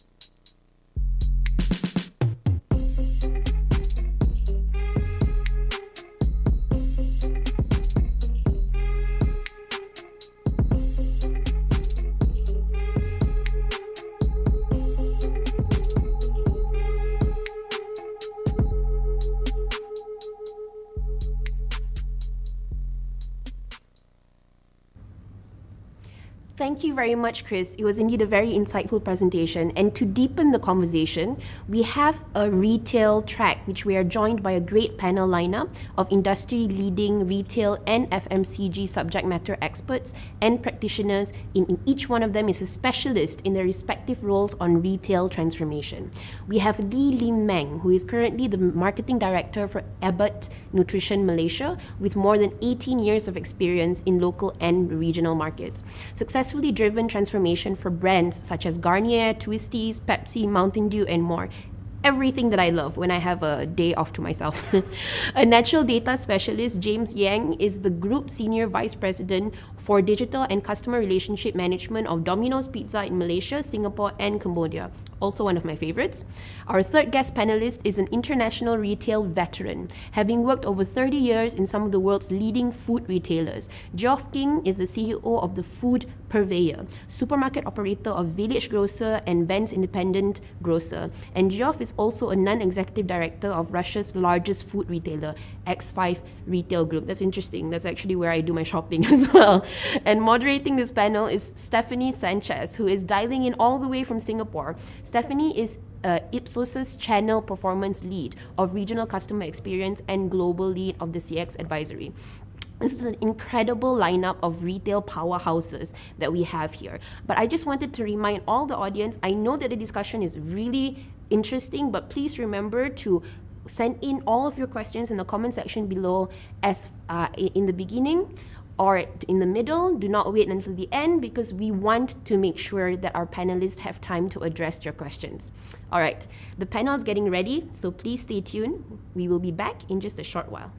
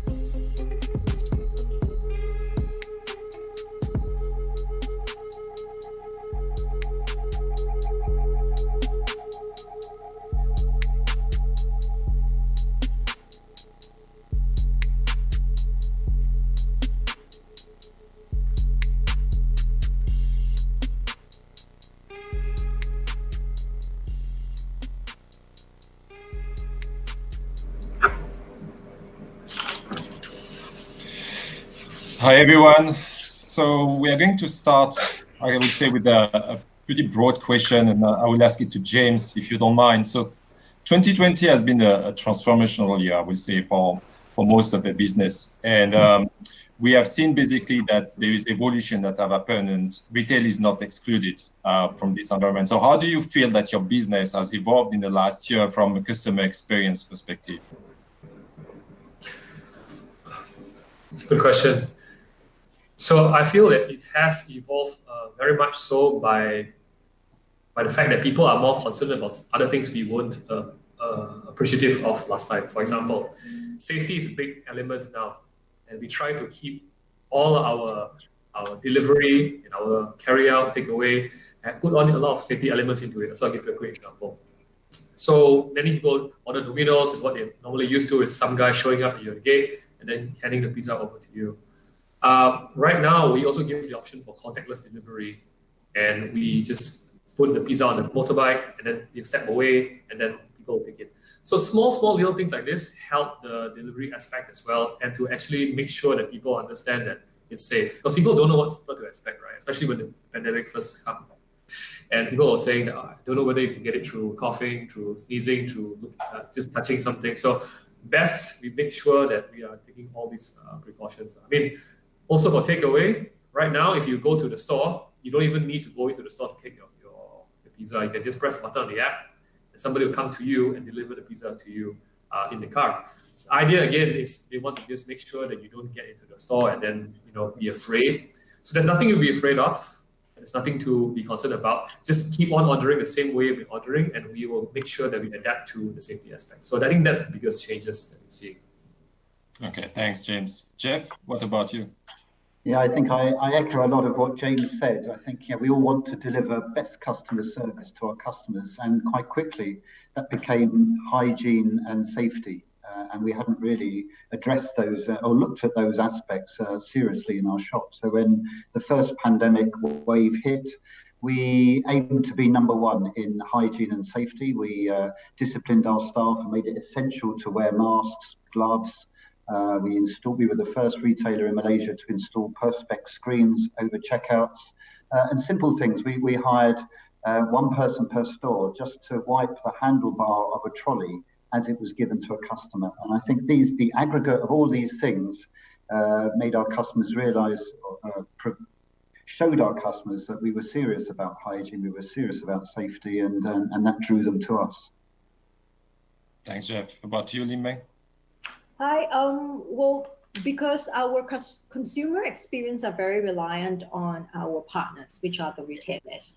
Gone are the traditional ways in which we can have like huge setup, impactful displays in which we could encourage better intimacies for the consumers to try our products and flirt with them. So with the pandemic and the entire contactless safety, hygiene being in priorities, aside from all the other rising priorities of the brand needed to demonstrate sustainability, authentication, and transparency, we needed to change our ecosystem in terms of the way that we engage the consumers.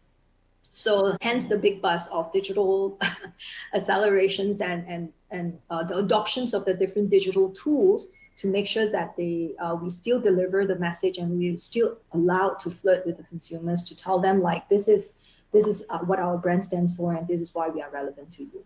And having said on the part of relevant, content has changed because their needs, it's for sure heightened, but the need for health has become like top concerns. So the way that they identify the brand, whether to stay or to convert, has a significant change due to the environment, the current conditions that we are in. So there was a huge change in terms of how we deliver the content, the messaging that we crafted to the consumers. On the other hand, partnering with the retailers to actually provide home deliveries of our products so that we can deliver to their homes without having them stepping out, almost like going to the battlefield with the pandemic. That has also shifted the way that we try to provide a more seamless consumer experience. Great. Thanks for those insights. And I will just continue on a topic you mentioned, Lim Meng, which is basically digital acceleration. Sure. And basically, this pandemic, the least we can say, has really impacted the way that basically companies have managed or they have basically pushed digitalization within their company. How this has been managed within your organization, and especially how do you engage basically consumer in terms of experience online versus maybe what they used to have offline? Lim Meng, if you want to carry on. With me? Yeah. The very obvious digital accelerations was obviously on all the more consumer activations, like the way that we used to actually reach out to consumers are very traditional. Like and just to cite a few, I would have removed everything that it's of like billboard and offline and started moving investments into like different touch points of digital. And the format of digital started changing because obviously everyone's on digital, everyone's on mobile. And they are bombarded, consumers are bombarded with like messages and it's almost nearing to spam. So it's really about innovating the way and keeping it really, really simple to the consumers in how we use the tool of digital, right? Even down to engaging, because we are from a nutrition company and we engage traditionally face-to-face with the doctors to drive recommendations or to talk to the doctors about our products. That has changed. I mean, you can't go to the hospitals and you can't send your sales team to the hospitals without fearing for their life. So so the digital adoptions of the buzzword on webinars, I'm sure that you've attended and hosted a few, becomes very common to us. But we always innovate. How can we make it better? How can we make it like a more real life experience? Essentially, is really about bringing an offline experience and how could you visualize it, albeit it's compromised, to the consumers. But what I wanted to highlight, digital accelerations on consumer activations, it's very predictable. It's something everyone is doing. But what I think it's really accelerated within the organizations in the past that have never really considered digital as part of their life, the likes of HR. How do you engage the working from home bunch of 300 over staff and keep them motivated? The likes of demand and supply, how do we actually leverage on digital or digital platform in order for us to do better forecasting, because the channel shift, it's so drastic right now. So I would say accelerations more towards other part of the organizations are more 360 than it is on the marketing activations. Thanks, Limeng. That was really helpful. How about you, Jeff? Yeah, before the pandemic hit, I would say we weren't spending much time and attention on digital. Our focus was in our shops, our products, making sure the product freshness was there, and delivering our customer service every day. But with the pandemic, it really forced us to look wider and differently at some of our operations. So e-commerce sprouted up everywhere. Everyone was going online to deliver this, that, and the other to everyone. So we had to rush our plans. We had made plans to go online. We had to accelerate those. We had an 8-month plan to go live back in January. We actually launched in 2 months. So that was the speed of reaction to the need to do something very quick. So we went online, and it's fantastic. If you're trading online, there's so much to learn, so much new to how to reach the customers, how to market, how to make your products look attractive, how to build your customer base, get retention, and all of that stuff. So we've been spending a lot of time and thinking in that space.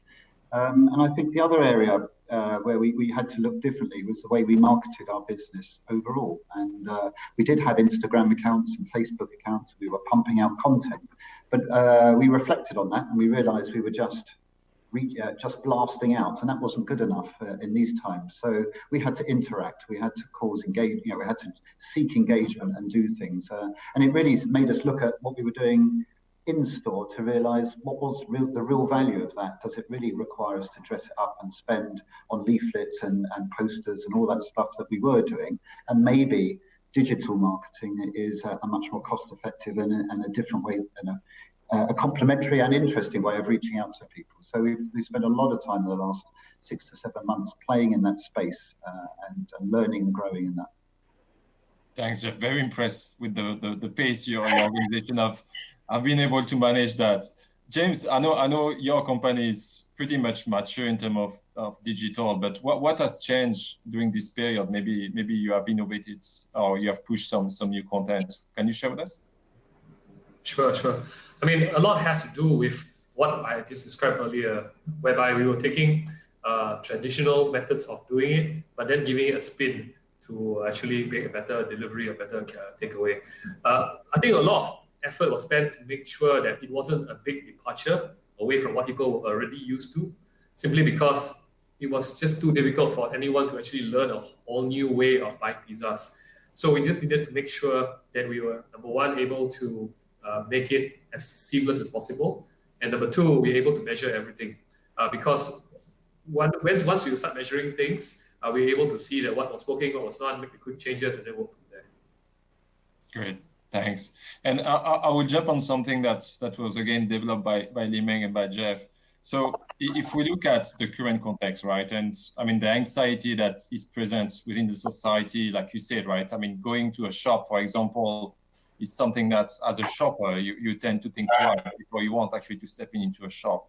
But then from your side, if you look at some of the operational changes that maybe the current pandemic has pushed you to put in place faster, could you tell us how you have managed those operational changes, and maybe how you have actually experimented and test and learn some of the new things that you have pushed during this pandemic? Jeff, I think you mentioned a few, but can you tell us? Yeah, I can expand a little bit more. So obviously home shopping, actually home shopping gets you into a whole omni-channel mindset thinking. You know, we have shops, we have an online portal, we now partner with other people and house our shops in their website. So it's becoming a very interesting ecosystem of how you market your brand and reach out to same customers, but also reach out to different customers. We now partner with Lazada and Shopee and now can distribute across Malaysia, whereas before we were Klang Valley centric and just do that. So these are new markets that open up to us and enable us to reach new people. But during the first COVID wave, where everyone was locked indoors and bored, we did a lot of stuff on social media. You know, tried games and gamification and prizes, and we noticed people switching into shopping and baking and home cooking, and really these drove tremendous demands in areas that were very, very quiet in our store beforehand. So, you know, our baking fixture was getting raided every single day, and taught us we had to respond to that and somehow cope with that demand. And sometimes that product takes 3 months to import from another country. So how do you do that when that country is also facing its own challenges, and the flights are affected, and the ships and the docks are being affected as well? So tremendous challenges. And, you know, we were addressing customer fears of, you know, is this shop going to be open? Is this product going to be there? Is food still going to be there in a few months' time? So different customer fears along the way we had to address and allay. So it's been a very, very interesting past year, I guess. Indeed, it was. I was one of the ones that actually picked up cooking during this period. Limeng, do you want to share some from about nutrition perspective, what you guys have been doing in that space? Oh, well, very similar to what Jeff was talking about. So obviously there's a channel shift to e-commerce, and that has changed in terms of prioritizations. I think big problem and challenges that we meet is really product availabilities at the right stores. So aside from e-commerce, proximity stores has also benefited in the current situation. So how do we prioritize all the relevant products and the key hero products to actually the e-commerce and also proximity stores? How do we actually rework our resources to make sure that we actually give the right content and the right supports to the right channels? Not only that, we also expanded. We tried different channels, like what Jeff did, like TV home shopping. So we started working with like the big vendors and said that, you know, we've never explored this. We'd like you to actually do this. So it's very much like almost like an omni-channels shopping, anything that actually deliver contactless shopping to the consumers. And obviously, and of course, we've also put in like we actually gotten new agency, new talents in to drive just to capture like, you know, all the recipes. So we developed loads of recipes. We've actually developed like home exercise tips that is all very relevant to the nutrition platform. So I think the big task is while social listening gave us an ideas on like what exactly is the most talked about or interest of the consumers, how do we actually talk about it and yet drive relevance to the product? I think that's the big challenges, especially amongst the activation team. But otherwise, on a channel perspective, really product availability is a huge challenge. Getting permissions to actually deliver products to like the different proximity stores, managing the logistic was a huge challenge. Otherwise, content, test and try, I wouldn't say it's a challenge, it's a great fun to the team, but was really about not doing something for the sake of it, but really doing something that means something. Thanks a lot. James, what about Domino's Pizza and how you have potentially changed some of the operation to adapt to the current environment? Operations, I would say that internally, there was a lot of operation changes. I think I'm grateful for the fact that Microsoft Teams was actually rolled out quite fast and quite seamlessly in my organization. I think a lot of us didn't know what to expect, and all of us were just hoping for the best. You have these virtual meetings. How will it look once you don't get to the same room? But then I think I'm quite happy and quite delighted to see the organization adapted quite well. Instantly, we were moving from a situation where we weren't particularly super digital when it comes to all platforms, and everything was being adopted. So you have like the shared documents, you have shared spreadsheets, shared everything, and then the idea here is that with this, by looking internally, we're able to react faster. I think the main thing is for us to be able to react faster, because I talked about measuring things earlier, but if we weren't able to get together quickly in a very coherent manner, we weren't able to adapt and to meet the needs of our customers. That's what I'm most proud of all the Windows. Great, thanks for sharing that. So I will jump again on something that Lim Meng shared. She actually almost aligned with some of the questions I wanted to ask you. So one of the things that we realized it's during this period, but I would say in general, is that you need to get things right across your what we call path to purchase, right? And it's very important, especially in a situation like that, to potentially get very quickly capturing feedback from your customer to really be able to adapt to the evolution of needs or expectation that they may have towards your brand. How have you guys been managing specifically the collection of this feedback and acting on it within your organization? I may start with you, Jeff, if you don't mind. Okay, yeah, no, it's a really good point. We always prided ourselves in customer service and listening to customers. So that was always on a one-to-one basis. We had no formal, really, any way of communicating and drawing in that feedback and doing something with it. So last year, we started aggregating store received feedback and looking at that in the center. But during this year, I think what's happened, we noticed that our Instagram or Facebook particularly, people were voicing out very, very strongly. And certainly when the fears were at their highest, is this store safe? What happened? I read in the newspaper this was going on. Or, I saw post a picture. Here's one of your staff not wearing gloves. Is this typical across all stores? And, you're not safe.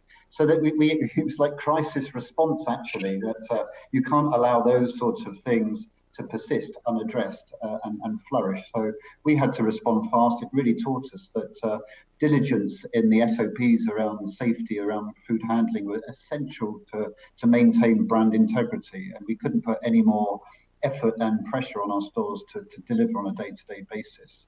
And it also taught us to be transparent. So when there was a risk in any location, any mall that we were in had a case, we found it best just to declare that and say, yeah, that happened. This is what we've been informed. And by the way, we're going to be cleaning our store thoroughly today. We've sent all these people for checking, testing, and this is what we're doing. And we got so much appreciation, I think, just for being open and transparent and not trying to cover things up. So I think, and that guided us all through this pandemic situation, just transparency and honesty, I think, will win the day with your customers.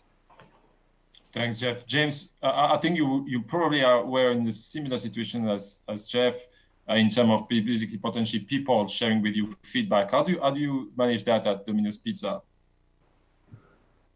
One of the advantages of having a large online channel is that we're able to collect feedback fairly quickly. So whenever somebody buys pizza, we send them a survey, NPS survey, and we actually measure that daily. So I think Domino's takes it very seriously in the fact that I think a lot of organizations measure NPS, but I've seen it measured yearly, quarterly, monthly, and things like that. But the fact that we actually measure it daily, we're able to really see what the real problems are, zoom in on them, and then we read some of the verbal team feedback. For example, they will give some comments and things like that, and understand why. So it's quite nice because we're able to quantify it, and then you read the comments, not just on the NPS, but also on Facebook, and then qualify it. So why are people not liking this part of the app or this part of the website per se? Then you just read whatever people are writing, and then you just do it. So, but without quantifying it with the NPS, the biggest problem is that it's a lot of noise. People will complain because the people will complain. And I don't want to be the loudest guy wins. It should be, if people are having a lot of that problem, we zoom in on that and find out why more than anything else. That's what I would say. Thanks a lot.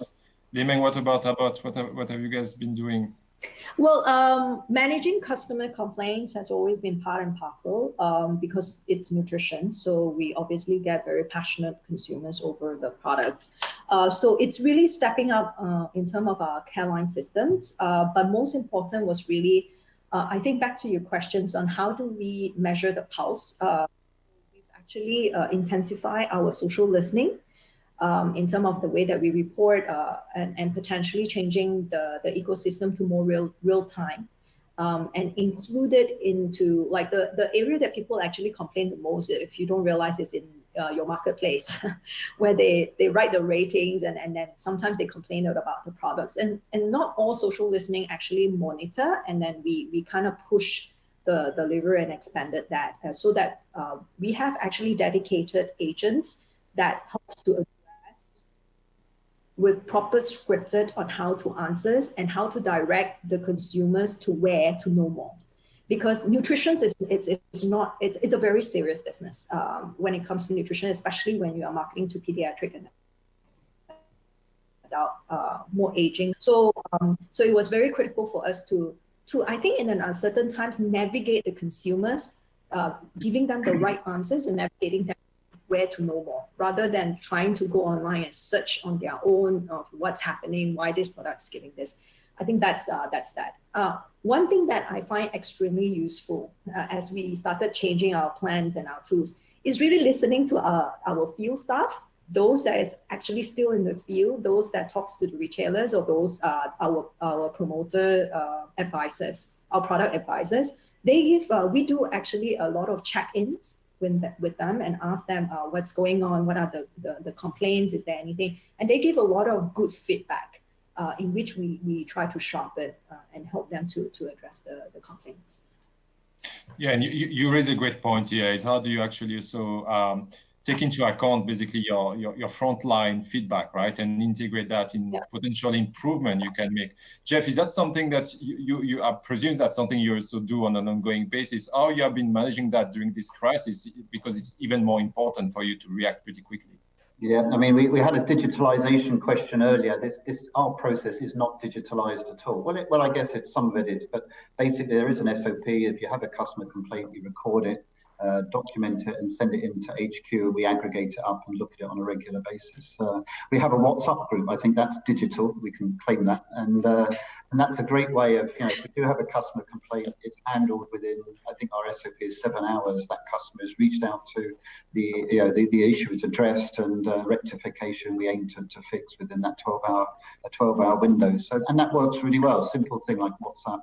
And if a customer can't find a product, it's amazing watching the stores, network to say, I've got one, I've got 3 or whatever, and we'll ship it around to make sure that customer's satisfied. So simple ways, but effective ways that I think more digitalization will only make better in the future. I agree. It is a legit tool. It is. Good. Thank you. Like I was saying, simplicity is good in a complex world. James, I know you were mentioning that you guys are capturing on a daily, daily basis, feedback from your customer. How do you actually manage, I would say, with your frontline, like I was asking Jeff and Ning-Meng, and how do you actually, what we call close the loop with your customers? How do you operationalize that at Domino's? So when you say close the loop, do you mean reaching back to the customer, or do you mean actually? Yes, correct. Correct. How do you manage basically the interaction or the feedback that you get from, for example, from your staff, and how do you actually manage getting back to the customer and making sure basically that there's a proper resolution being put in place? Okay. So in most cases, the pizza journey it's not an ongoing relationship, so to speak. I've ordered the pizza, I've eaten the pizza, and that's it. So what I want to be able to do is make sure that their last interaction with us is not really negative. So if we find out that we see the sentiment is very poor, we find out what's going wrong, and then what we do sometimes is we make sure that we reach out to them and say, hey, you know what? We know we did something wrong. We'll give you a free pizza. We'll do something else for you. The idea here is that we want to be able to at least understand what was going on. Sometimes people complain for the sake of being complaining. Sometimes it's like the pizza 20 minutes late instead of 90 minutes. Okay, Okay, I mean 20 minutes to 20 minutes to deliver, but fine. People will complain all they want. But sometimes it really is something that we can do something about it. It's something that we want to do something about it. And whatever feedback, even though it's the people who are complaining that it didn't come in 19 minutes, we still want to listen to them because that's what they want and that's what they expect. I mean, the reality of life is with Domino's, right? If very, very few other places would you expect, I order something online, I want it to come in half an hour.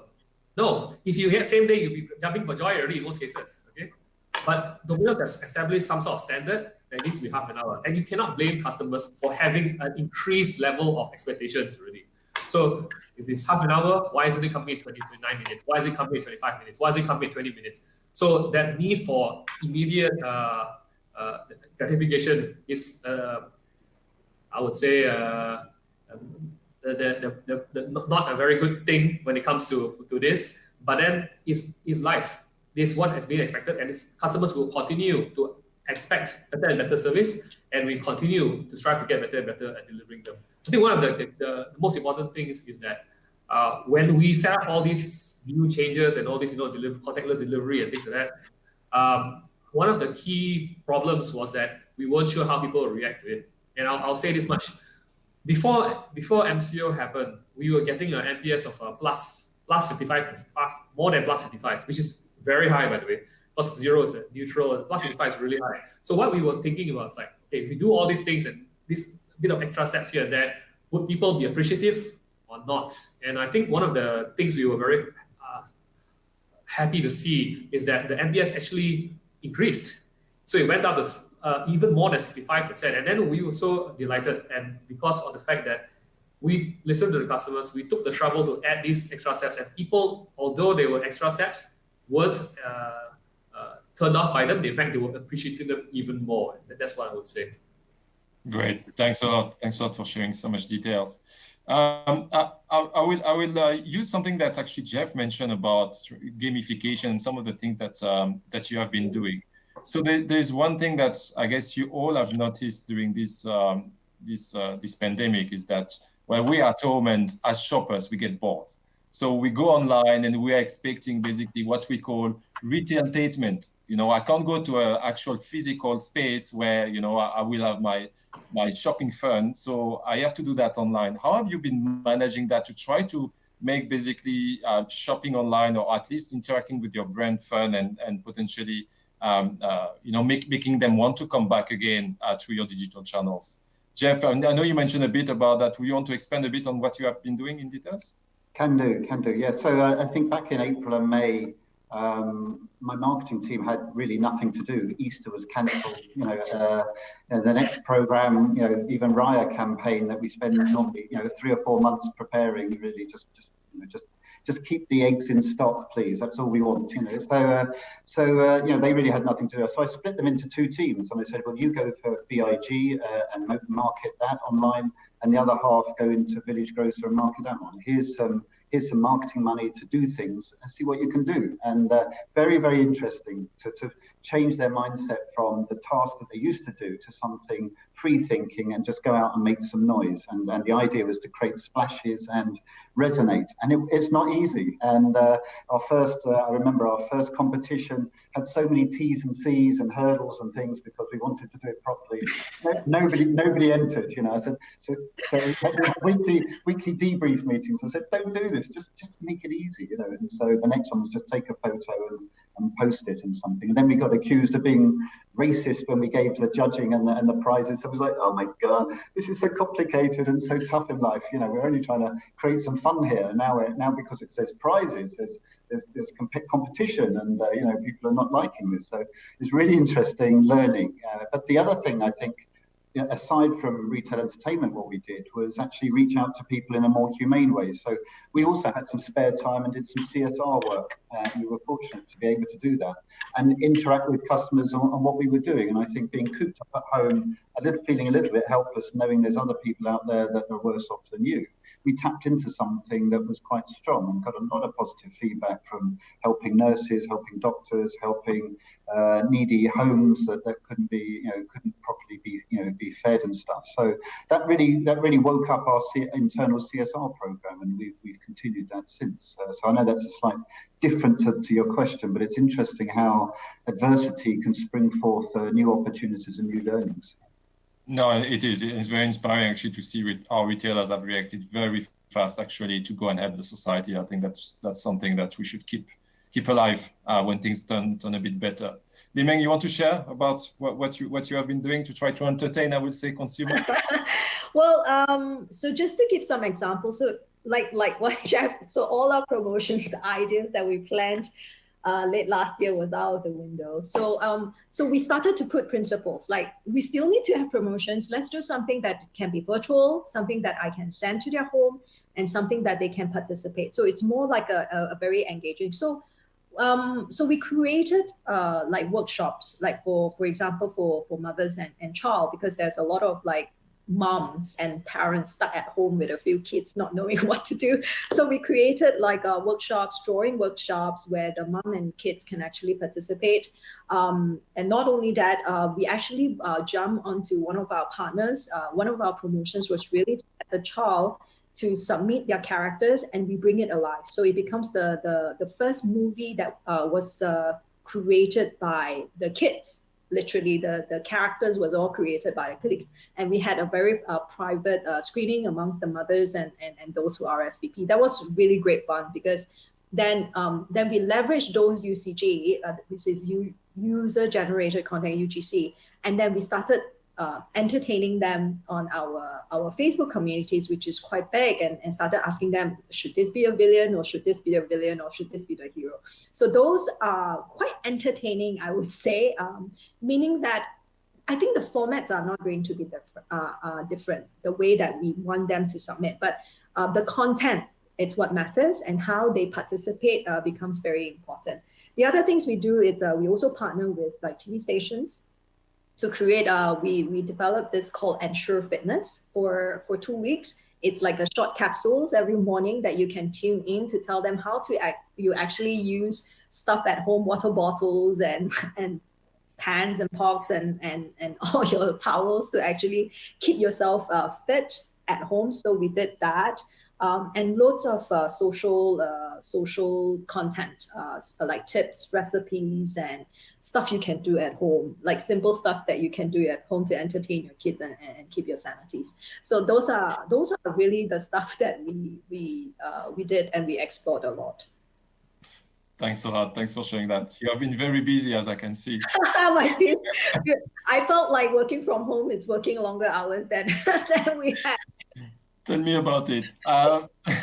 James, what about Domino's Pizza? I'm sure you have generated a lot of new stuff in the last few months. Sure. So aside from those things which I talked about earlier, I mean, we have done a lot of CSR as well. Make sure that frontliners especially are taking care of. I mean, food is everybody's favorite thing. The pizza is everybody's favorite, easy to eat, large groups of people and things like that. So it is up to us to make sure that's also going to be brought to the front lines and making sure that people are able to benefit from that as well. So in terms of other types of digital engagements per se, I think I would argue that it isn't dramatically different from whatever we did previously, simply because we were pretty much digital already to begin with before the pandemic started. But nevertheless, we never slowed down, and we continue to make sure that those elements are in there. So I give you a good example. Our Instagram posts and our Facebook posts, if you're not an Instagram follower of Domino's, please try it out now. But the idea here is that there's a lot of really, really cool stuff going up there. I have to give my marketing team and my agencies really, really good credit, because a lot of the work they do is very engaging, and we have been able to catch even the trends that are happening all over the world, and make it relevant even in a time like this, and to just give some humor and delight to people as well. But again, the main focus is always going to be on the product and making sure that we are able to not only talk about being safe, but actually do things in our product to actually be safe. I think that's the core of it, and we emphasize on that, and then that's what we do. Great, thanks a lot. So we are receiving a lot of questions. So I'm going to fire a few, so be ready. Some are pretty tough, I have to say. But I will start with one that I guess everyone is trying to answer now. So I hope you have a crystal ball in front of you, and we try. So in your view, what will be the consumer expectation moving forward? I mean, hopefully when this pandemic will have slowed down, and what are your plans basically beyond, I would say beyond 2021? So like we discussed, right, you have put in place all those changes. How you see your business evolving beyond that? So I know it's a bit of a tough one, but let's give it a try. Jeff, do you want to share some of your thoughts around that? Still evolving those thoughts. Still a few days to go of 2020 to think about 2021. No, I think we're famous for quality food, the greatest freshness, the widest range, and those things won't change. I think that's the brand, the core of the brand. But what we recognise, customers want more healthy eating choices. So and diets are evolving and getting more and more complex. So we're aiming to broaden our ranges out to serve those needs.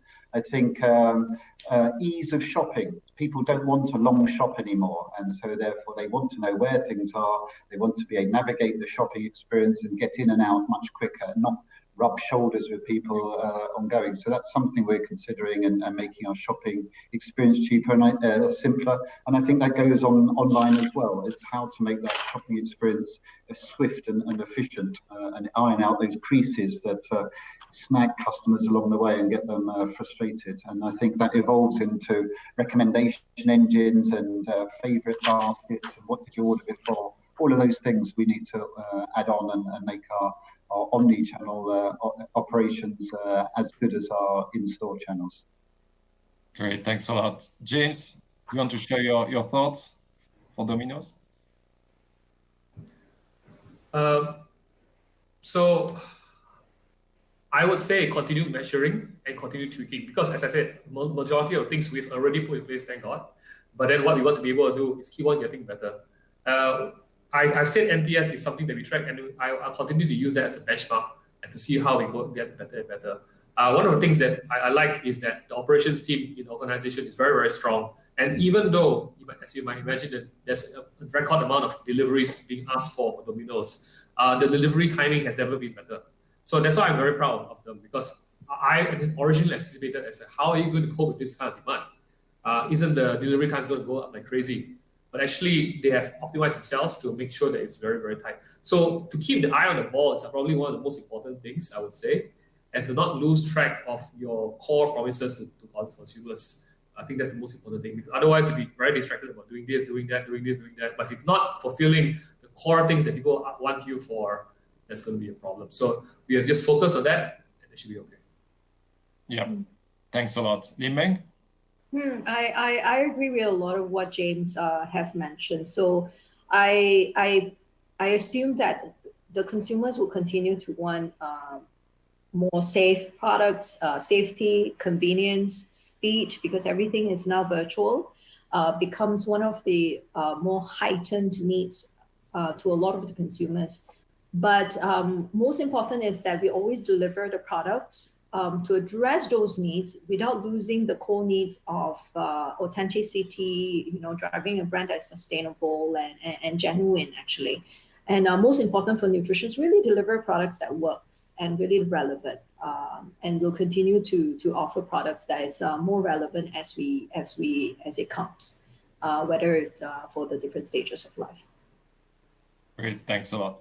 So I have a few questions actually, which are pertaining to a topic we discussed briefly, which is how do you actually work with your partners to ensure that basically the experience that you want to deliver is actually being delivered by, I would say, a third party. And so in some cases, for example, we heard from you guys, you're working with platform, with some delivery companies. So how do you manage that from your, how your company manage that and ensure that basically this entire end-to-end chain is actually under control as much as I guess you can do it. I will maybe start with you, Lim Meng, again, just to share your view. Sure. So, partners' perspective, I'll stay within the comfort of marketing, which is like really understand the strength of your different partners, like from your agencies to your partners in media, where the strength is, and really get them and encourage them, inspire them to brainstorm. I think one of the things that really work for us is that be really transparent of where your challenge are. And as a manufacturers, we tend to get a lot of data from different point, and we tend to know things a little bit more robust. But what we don't know can definitely you get some information from your partner. So start sharing. I would say, and I would encourage really share with your partners, in which you'd be surprised that with them they come up with ideas that really helped you to sharpen and address this. And sometimes I get really like moments of light bulbs when I share something and the partner is like, oh, I've done this with my one of my clients before, and I think you can change it this way, and it becomes really interesting. So make more use of the other brains, I would say. And control perspective, obviously we have resources, we've got legal, we've got all the contracts signed and down to the every T's. But there's a lot of trust. So there's a lot of trust with our partners in which we sign retainer with, which are partners. But critically, sometimes I see it's some of your challenges would be not being able to leverage your partner strength. And that's only because they don't know half the challenges that you are facing in your organization. So it's good to share. Thanks a lot. Yeah, I've been in the position of being challenged by my clients a lot, which is good. No problems. James, do you want to share about you and Domino's? Sure. I think I echo what it said about the transparency aspect. It's very, very important to get those clear goals so that everybody understands where they are going, and especially what they're actually aiming for. A lot of these things will change when the pandemic hits. Sales numbers, targets will change. Operational targets will change. And if you don't change, it's going to be very unfair to a lot of people, because otherwise this is going to be very awkward. So we are very clear about what we can do very well also, which is like delivery, and that's why we do it in-house. So even though we order to third parties, like aggregators and things like that, through Grab or Foodpanda, we still deliver the food ourselves, because we are clear that we can do this in-house and we can do it very well. But in terms of working with agencies for other aspects like marketing and things like that, as I said, transparency is the clear way to go. Updating each other very, very regularly is a clear way to go, and making sure that we are always on the right track. I think that's what is going to make a difference. Yeah, agree with that. Jeff? Well, there's lots of good advice from the other two speakers, so not so much to add. But I think transparency, I think goal alignment is really important. So if you're goal aligned and you're both working for the same direction, that really helps. I think supplier management or contract management is an art form in itself, and shouldn't be time shouldn't be underspent in that area.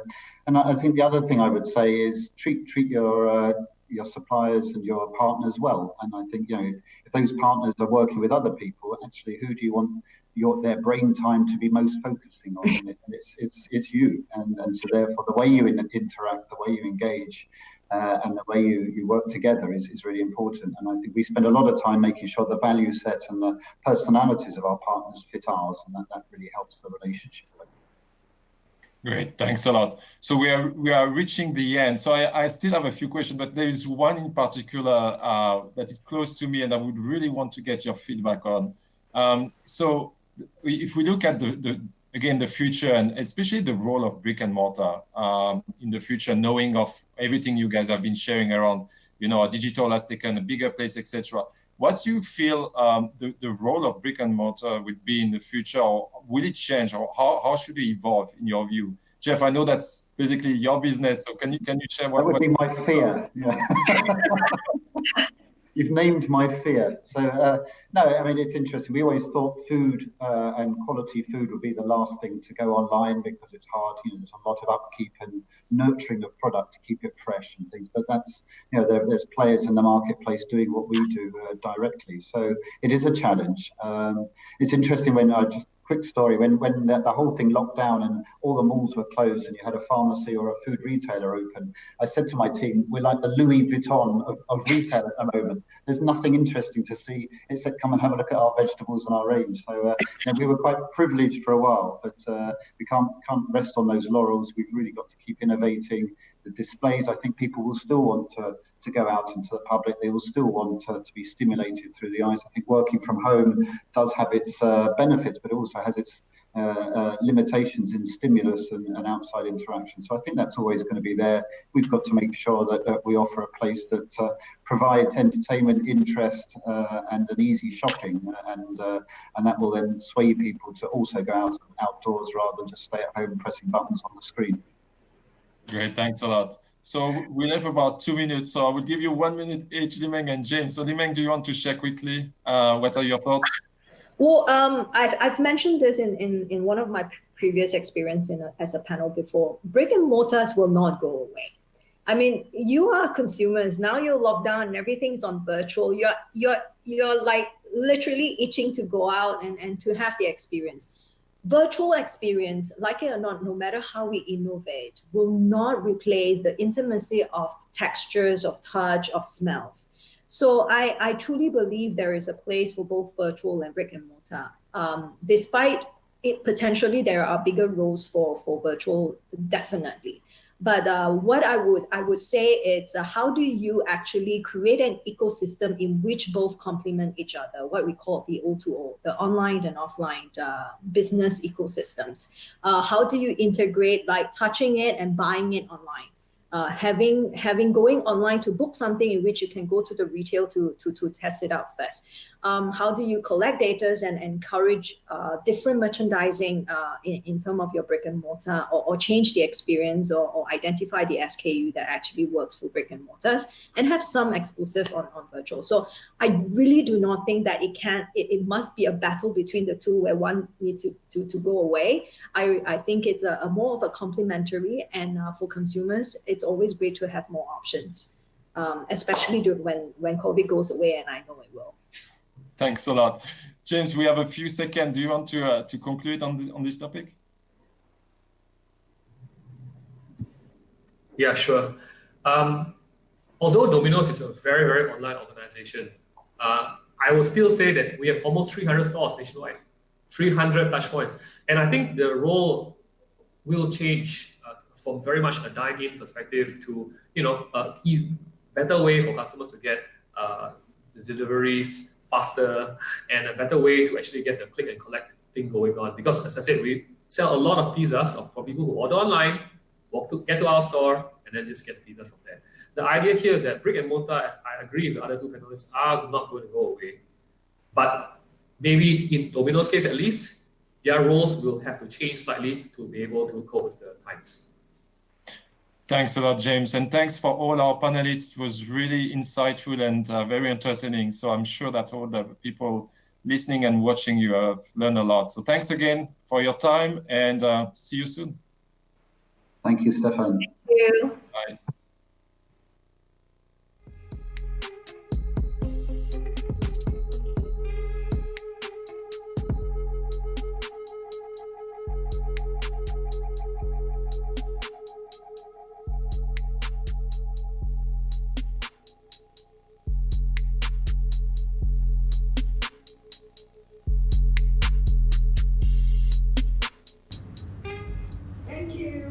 Hi everyone, we hope you have enjoyed the retail track industry panel discussion as much as I did. I really enjoyed listening to the people in charge of the places that I shop.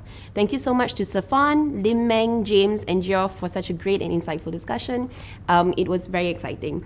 And thank you everyone for staying with us until the end. As I mentioned earlier, we're giving away 3 exciting prizes at each of the 8 sessions. And all you need to do is complete a short survey by scanning the QR code that is shown on your screen, or go to bit.ly/DXDsurvey5. Day 3's morning session is now a wrap, but we have 3 more awesome sessions left. Coming up after the lunch break in the afternoon is the manufacturing thematic track that is powered by McKinsey & Company. And also joining the session are some of the industry-leading manufacturing subject matter experts and practitioners. They are from the FusionX Group, Mega Fortress Malaysia, and Siemens Malaysia. I hope you're as excited as I am as well. To learn more about the conference program and the speaker's profile, please scan the QR code on the top right of your screen or go to bit.ly/dxdagenda. Please also share the Digital X Data 2020 program with your colleagues and your friends. If you need any assistance from us, please email us at events@thestar.com.my. I'm signing out. For lunch, maybe I'll get something from Ben's Grocers, but this page will remain live in the next 10 to 15 minutes. Remember to complete the short survey and stand a chance to win one of the 3 exciting prizes. Thank you and see you again later this afternoon at 2 o'clock. Bye!